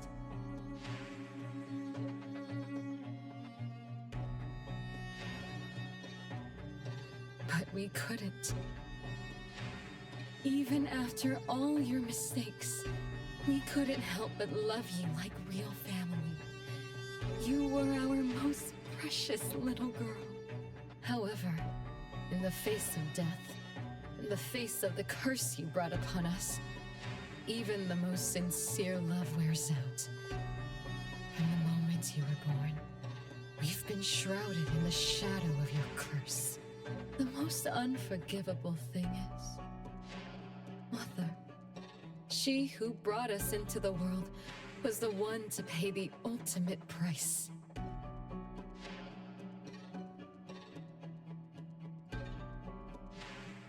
Look, it's playtime again. Your favorite game of hide and seek. You were always the worst at hiding. Anyone could find you easily. You were bad at hiding, but worse when you were it. Once, You turned the house upside down and still couldn't find anyone. I remember. It was getting late. But the house was so quiet, so empty. I remembered the ghost stories you told me. I suddenly felt the paintings were staring at me, and the tables and chairs were slowly moving. I thought you left me behind. You finally remembered. But now, looking at it, the opposite is true. You're the one who abandoned us. When you started wailing that day, we came out of our hiding places. Do you remember what we told you? We are a family, and we'll always be together. That's right. Good girl. Time is up for hide and seek. Once again, you're all alone. Come find us. I'll be it? This time, you have to find all of us. We'll be waiting for you.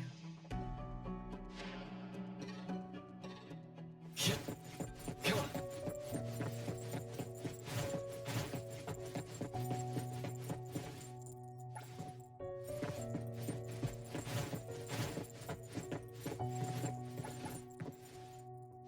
It's a gift from Mom to all of us. I have one too. Though I carry it all the time, I've forgotten where it came from and what it means. Oh, it's so good to be back. I found you. I finally found you. My most important family. Red letters? It's strange. Mom doesn't like red. Why would something like this be on her clothes?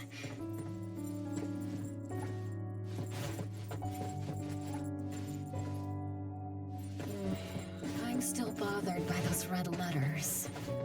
Aren't they the first letters of names? If they are names, they do match with the voices we heard earlier. But that bright red, it's like a warning. I don't think Mom did this.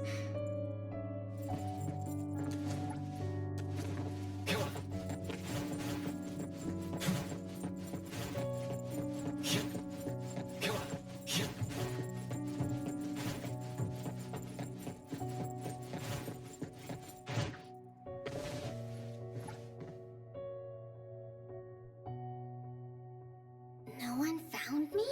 Yay! I'm about to win! I already told you I'd win this time. No one will think Renee is hiding here. It's Renee's secret hideout. What's that? Me? I thought we were it, so we can find my siblings. But why is my childhood self here? Back then, who was actually it? Was it Mom? Wait a second.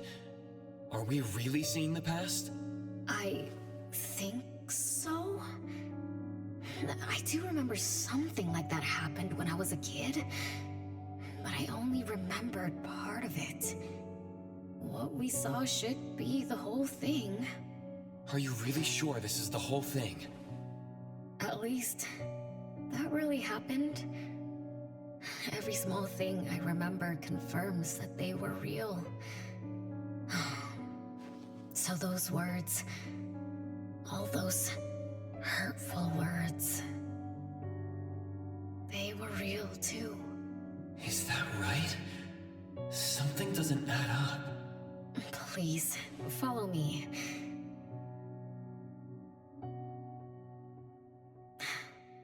That's my hideout.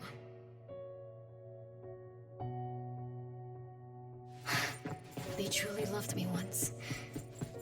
Which is why... Oh, you found me. Am I the last one to be found? That means I almost won, right? Next time, I'm going to hide somewhere no one can find. Oh, are we going to eat soon? Remember to wash your hands before eating. My big sis and big bro will check. If I don't wash my hands, he'll pinch my cheeks. He always says my cheeks are like the softest dough. He always says that because he wants to pinch them. I'm going back now. Is this the last puppet? No. The last one is here. Look, another letter. R. I've always carried this puppet around. Why is there a red letter etched to it too? It must mean... You finally arrived, Renee. Yes. Big sis, I'm back. But you still don't understand. All you did was watch a replay of how our family met our demise. You must have enjoyed how we cursed ones relive our miseries day after day. No, big sis, that's not true. The audience, forgetting they were part of the play, denies their sins. As if forgetting would make it all go away. Have you ever wondered why you forgot this home? Forgot us? Were you forced to forget? Or were you unwilling to look back? Renee, you can't lie to yourself. I forgot about the family. Because I was escaping the past. Looks like you finally found the answer. Yes, I was born from your desire to escape everything. You left all the painful memories of home with me, so you could live carefree in your blissful ignorance. And I will forever call you back, trying to make you remember. You belong here. You belong to our family. So one day, you will knock on our door again.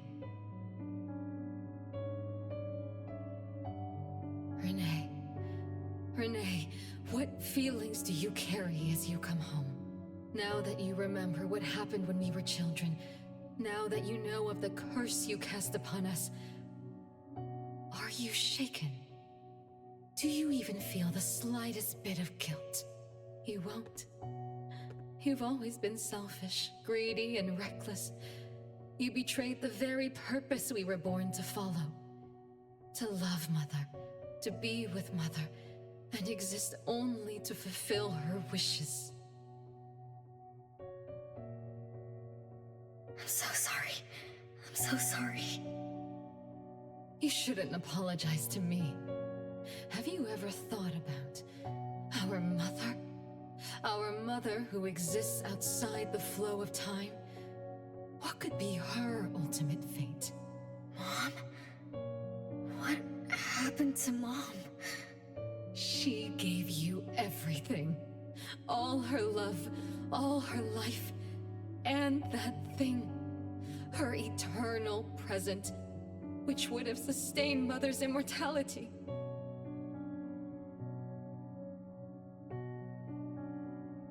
Wait a minute. Big sis, don't leave! The clock still turns backward. Let's return to the past, to witness that final day of destiny, where you are forever frozen. Come then, child of betrayal. I'll be waiting for you on the final stage.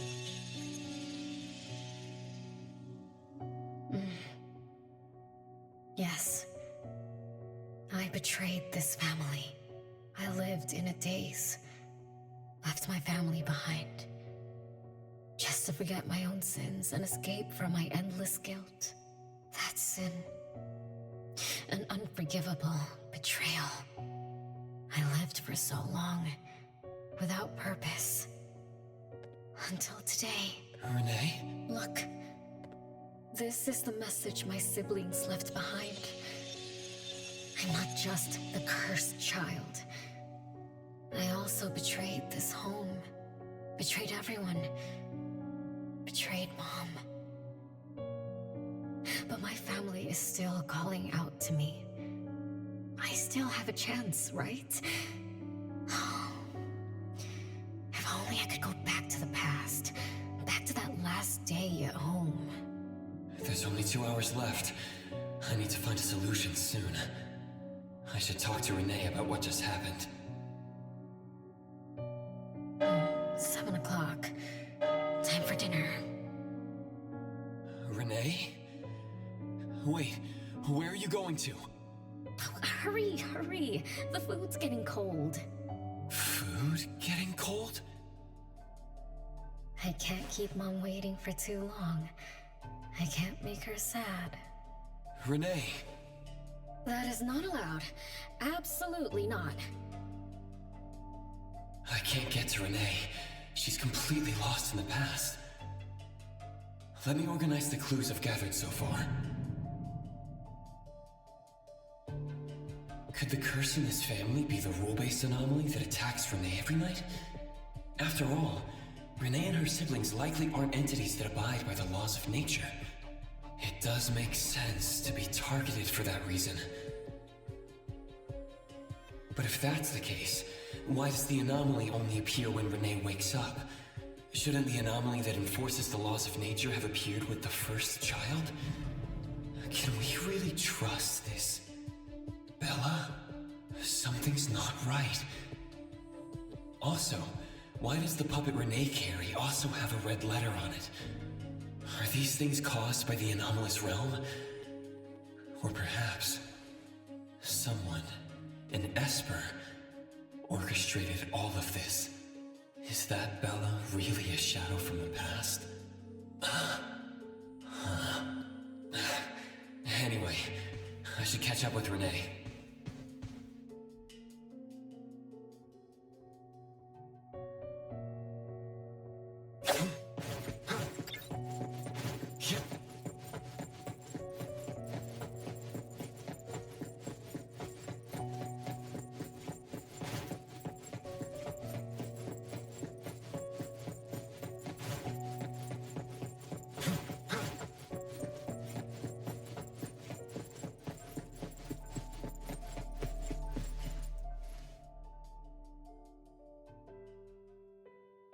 What's wrong, Renee? You haven't eaten much. Big Bro's cooking is great.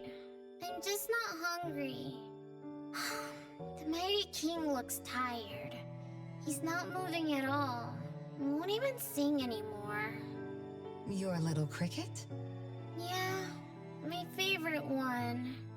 Did the Mighty King die? He was still wiggling his whiskers around confidently yesterday. Or maybe he's just in a bad mood, like me. I don't know. In my garden, the cherry tree sprouts green buds, while my little Renee blooms with laughter. Each day, withered leaves drift down, returning to soil, resting peacefully with insects that will never sing again. Such is life, a circle without end. Don't be sad. You'll catch new crickets with shinier shells and better songs. But I want to play with the Mighty King. He's been with me for a long, long time. Is there anything after death? Will we die too? I know. It's a world where you're all alone.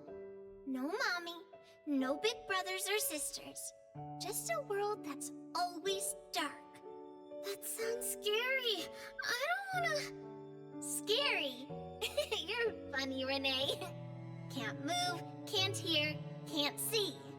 That's no different from when we were sleeping in our wooden boxes. Dying isn't that big of a deal. Being alive is much better. I want to be with Mom and everyone forever. Appraiser, you're here. Wasn't I immature back then? My time with my family was running out. Mom had to witness my siblings enter the final countdown. Yet she still had to answer questions like that. Mom, who loved us deeply, must have been terrified of losing us too. Appraiser, could we go see her? I just need to see her a bit more.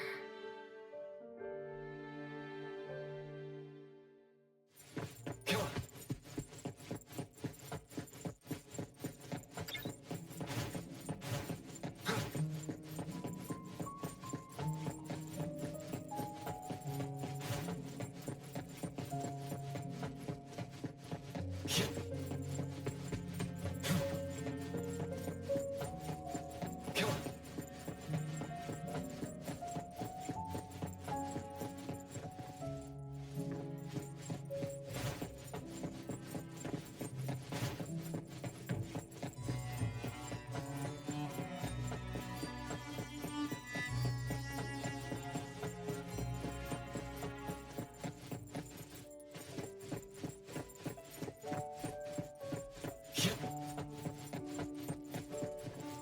It's way past your bedtime, little troublemaker. I can't sleep. Oh, still feeling sad about the Mighty King? Bella told me I'd feel better if I cry. She said that kids like me just needed to cry, get a good night's sleep. Then all trouble will disappear by tomorrow. She said that no matter how sad she felt, she could never cry. So she was jealous that I could. Why can't Bella ever cry? Mama is the same.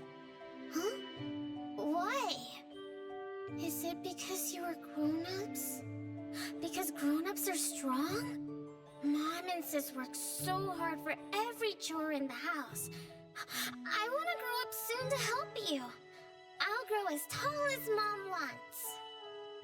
Oh, if you want to grow tall soon, you can't be picky about food. No, I don't want to eat green peas. All right now, Mama will tell you a story and put you to bed. You'll grow fast as long as you sleep, okay? Are you continuing yesterday's story? No, tonight I'm telling you a story that no one has ever heard before. Once upon a time, there was a carpenter living in the royal city. Her skill was beyond compare. People said she had the magic to breathe life into wood. If she wanted to, those lifelike puppets she created could become alive. The old carpenter loved crafting, but she was facing a most difficult challenge. As she grew older, her eyesight was no longer as sharp, and her hand that held the carving knife wouldn't stay still. Could that be the end? She remembered what people said about her. If she was as good as they say, couldn't she craft her own assistant? She made up her mind, then began to work. What should a perfect child, a real child, have? He should have the strongest body. The child was born. He was sturdy, yet nimble. And once his spring is sprung, he could run 2 laps in the royal city with no one able to keep up. Everyone congratulated the old carpenter, but she shook her head and said, "No, this isn't a real child. What should a perfect child, a real child, have? He should have the most beautiful face." The child was born. His beauty caught everyone's eyes. The king invited him to dance at the palace for foreign guests. Everyone congratulated the old carpenter, but she shook her head and said, "No, this isn't a real child. What should a perfect child, a real child, have?" More puppets were born from the old carpenter's hands. An entertainer who could make children burst into laughter. A grand magician with unpredictable tricks. But no, she shook her head and said, "No, these aren't real children." One night, The old carpenter sat at her workbench, designing the blueprints for her next child. All the puppets quietly stood by her. Suddenly she shivered. The window wasn't closed shut. The howling wind swept away all the warmth from the room. The old carpenter stood up to shut the window, then went to the fireplace for warmth. For a moment, she had an idea she didn't fully understand. Perhaps the dancing candlelight added some warmth to the puppets' faces. She realized that puppets get cold too. The old carpenter took off her scarf and picked up the blanket from her lap. She made sure all the puppets were snug and warm, then went back to her table. Her pencil swooshed around as she began sketching. Soon, a puppet took shape on the paper. She picked up her knife and began carving on the most ordinary piece of wood. Soon enough, a new puppet was sitting on her workbench.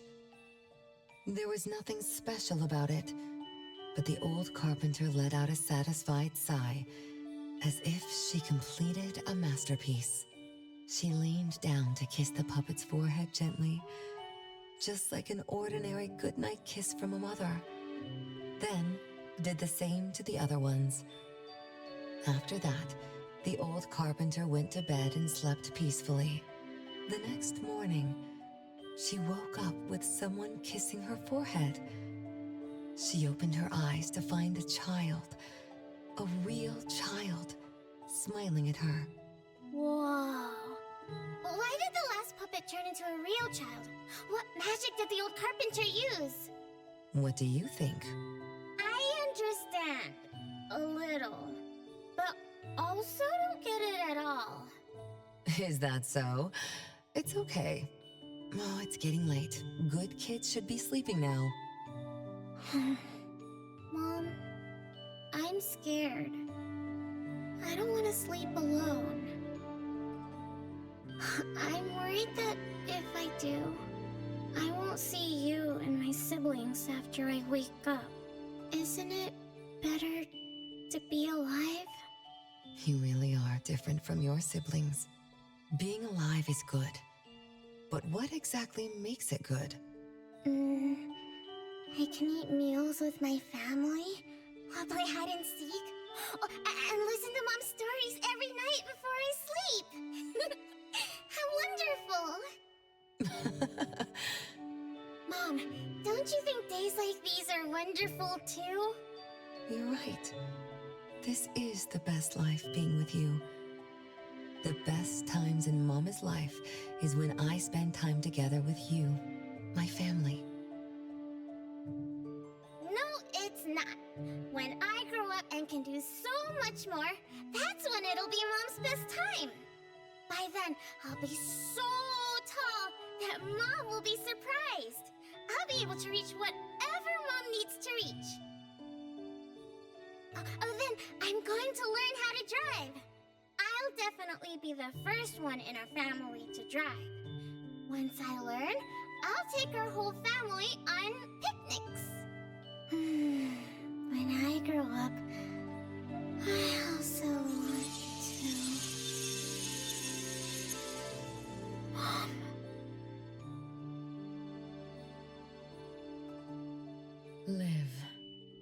Live forever and ever. Do you remember now? That most selfish and greedy wish you made to our mother. With our death sentence, we should have turned back into puppets over 50 years ago. Have you ever wondered why you've been able to escape the debt collector until today? That's the secret that granted eternal life. The secret that froze Mother's body and soul at that very moment. And the price she paid for this eternal moment. Exiling herself out of the mortal world. Living without worry or care. Without joy or sorrow. Without thought or feeling. She should have been enjoying her unmoving life. And we should have been nothing but puppets she made on a whim, with the sole purpose to serve as her children. All we had to do was live under Mother's roof, love her, be loyal to her, and fulfill all her wishes. It should have been that way. Even when faced with the registry, faced with the curse you invited, all we could do was to give everything we got, and do our best to fulfill our mission until the countdown ends. But what about you? You endlessly sought for Mother's attention, affection, and everything she could possibly give. Now tell me, on that final night, what did you wish from Mother? I told her I wanted to grow up fast. That's right, honest child. And then?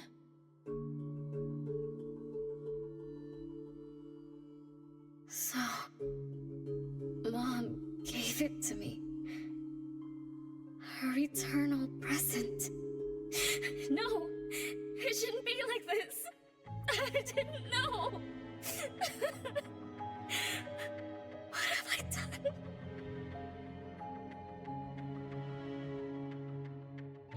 Renee, it's not like that. Yes, the eternal present that should have protected Mother is now in your eyes. You didn't just betray us, but also the person who loved you most. So tell me, how does that make you feel? Guilt? Regret? But you don't need to apologize to me. We'll forgive you, and Mother will still love you. You're still our adorable little one, our innocent troublemaker. Forgive me? I can still earn your forgiveness? And Mom will also? Yes. As long as you give up the eternal present, cleanse yourself of your greed for life, we will forgive you for the sins you committed. Come, Renee, my sister. Come to us. We're all waiting on the other side to reunite with you, never to be separated again. Don't listen to her! I...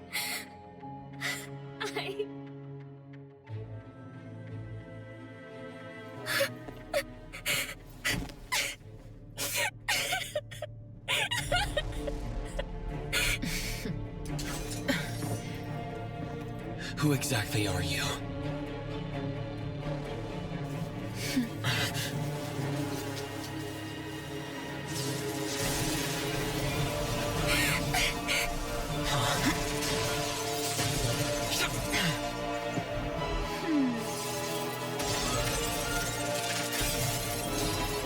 Watch out!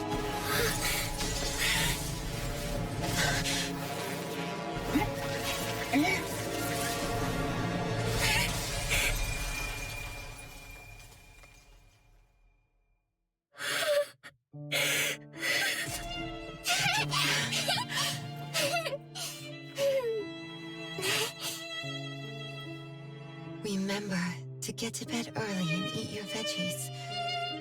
My little petal needs to grow up healthy and happy. Don't forget Mama after you grow up, okay?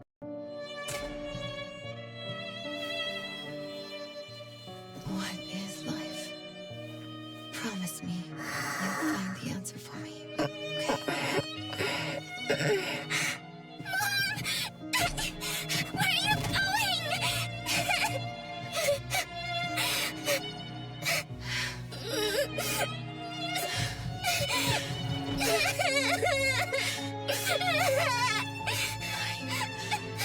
Don't need you.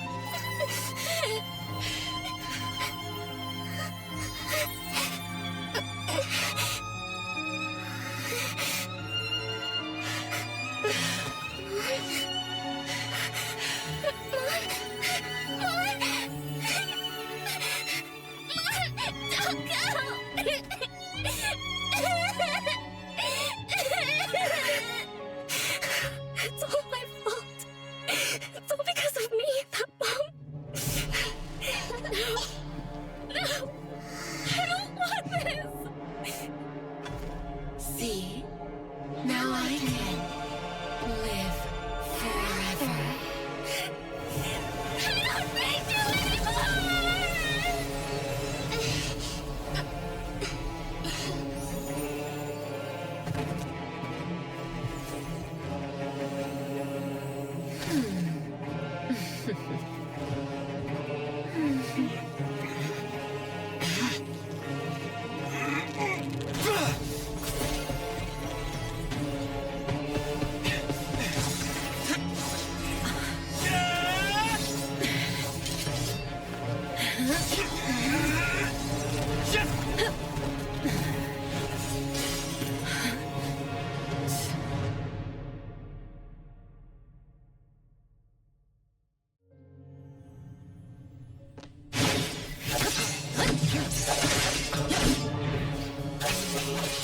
Hatred, resentment, with fierce emotions, present in quotes and flames.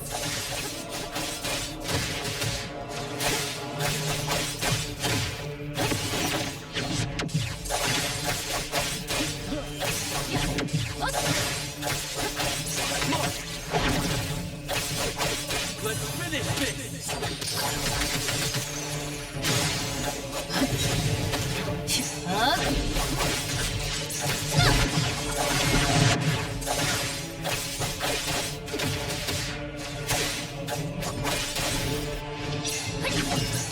Feeling good.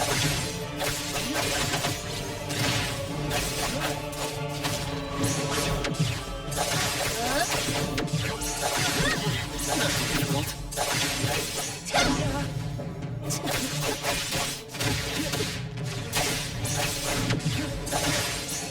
Feeling good.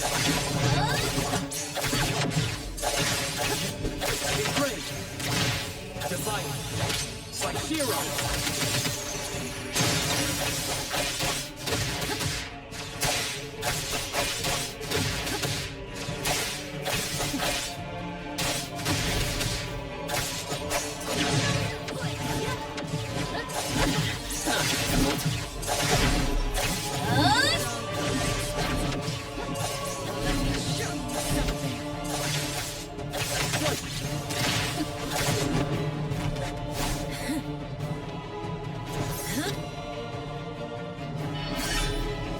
You're just a plaything in this illusory realm.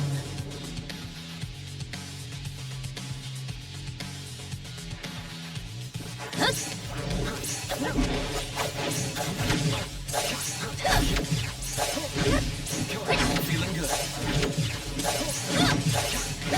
Entertain me with your struggles. One-sided roll. I'll bury you in this scarlet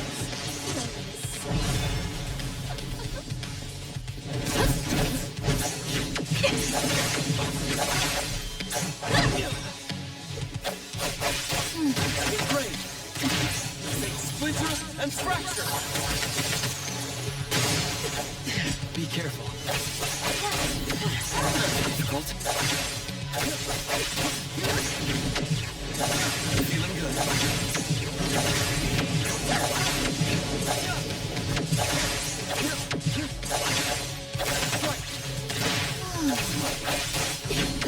Not difficult.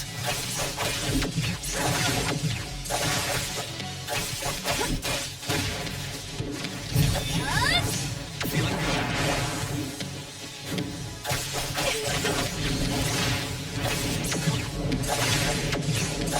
Let's finish this. Not difficult.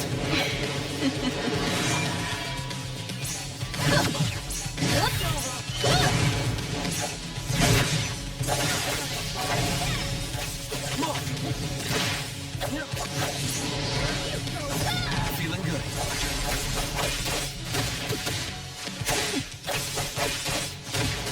It's fine.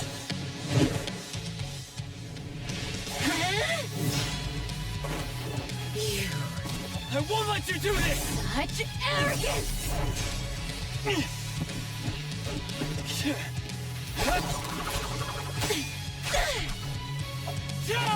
Is that it?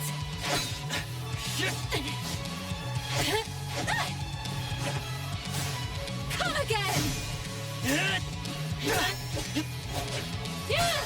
You win! Interesting. Unfortunately, this is the end! Cower before me!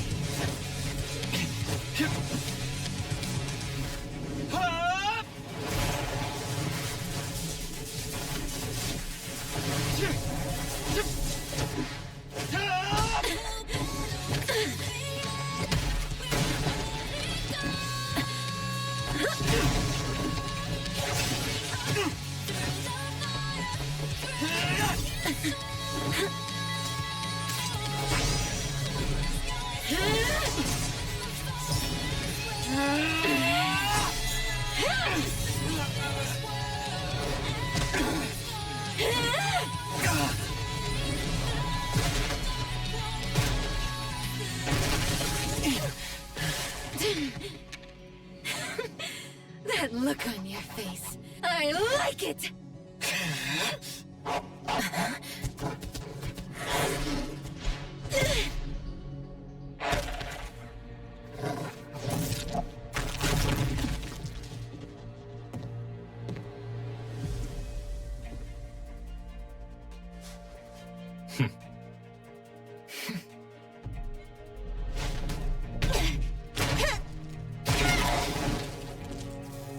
So you're the one behind all this! It's you. All at once? Tick-tock, tick-tock. Aren't you running out of time?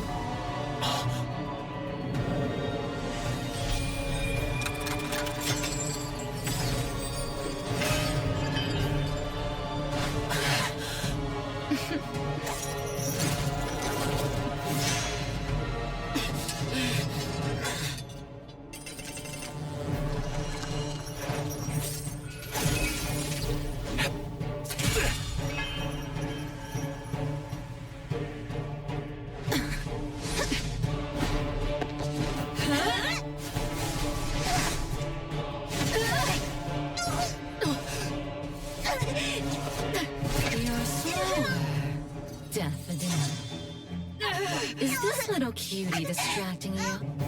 I wonder when she dies, she'd be just as charming!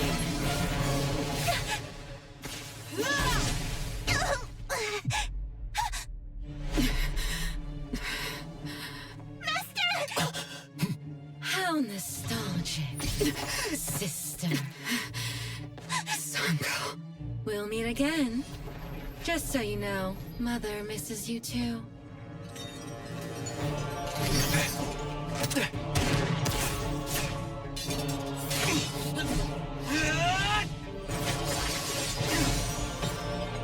Daffodil! I'm fine.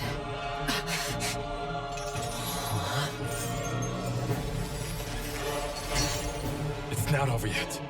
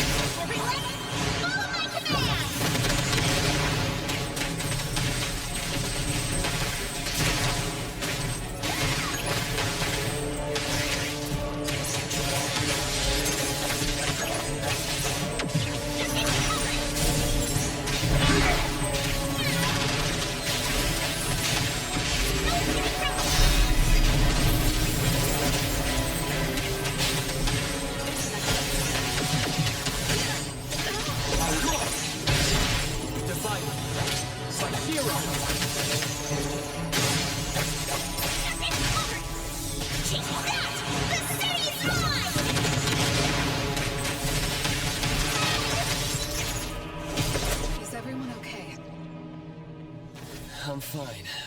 But Daffodil, are you okay? Master got hurt the worst. And it's all because of me. I'm fine, really. It's good that you're okay. Renee's unharmed too. Just dizzy from breaking free of the anomaly spell. Unfortunately, Zanko got away. She's the core member of the criminal organization, the Scarlet Letter. And a report for the puppetization case. That's gonna be a lot of paperwork. Thanks to everyone from A-Bone. The Bureau will continue to investigate into the aftermath of the issue between the debt collector and the Constantine family. Tomorrow morning, I want those who know anything about the Scarlet Letter at the Bureau. We need to have a proper chat. Daffodil? I shouldn't need to fetch you at A-Bone, right? I see. Huh? Says who? Master deserves some rest tomorrow. Natalie, appraiser. Let's go home.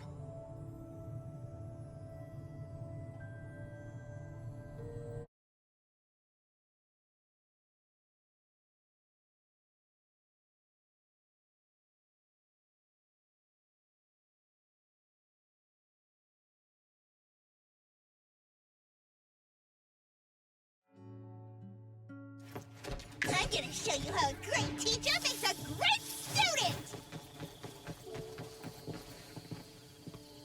How are your wounds? You should rest earlier tonight. It'll be fine soon. And how are you? Are you okay? Her Esper ability can affect people's minds through auditory and visual hallucinations. I see.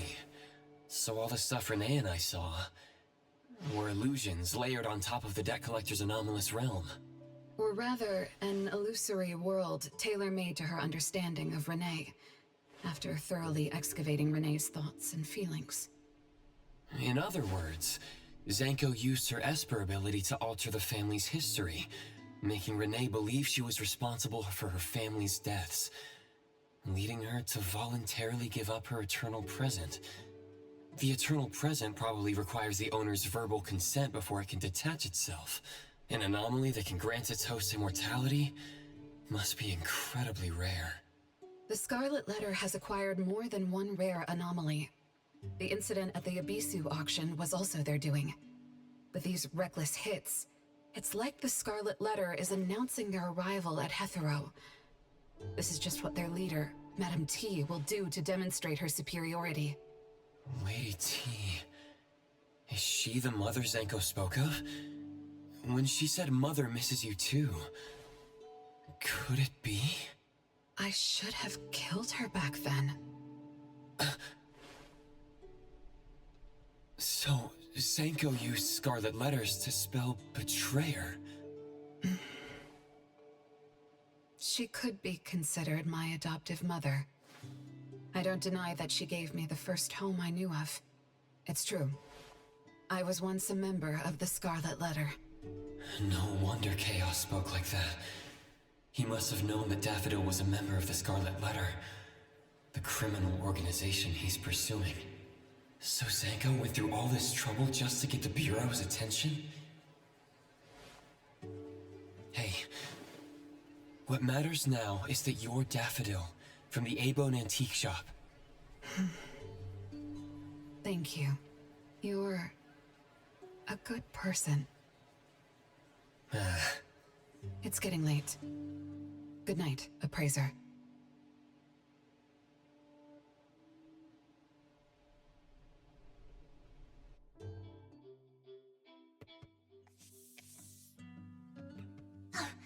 Appraiser, have you seen Master? Daffodil isn't here? She's been gone this morning, and hasn't come back. Maybe she is assisting the Bureau. For that long? We're here, the A-Bone Antique Shop. Appraiser, Natalie. Good morning. Renee! How are you feeling? And this is... This is Linko from ETD 6. Oh, so Chaos is feeling Renee over to ETD6 to take care of. Hello there. Take care of? We were just going in the same direction. Linko also has something to do at A-Bone, so I gave her a ride when we left the bureau. Linko, you have some business here? Mm-hmm. I do have stuff to do. What are you up to?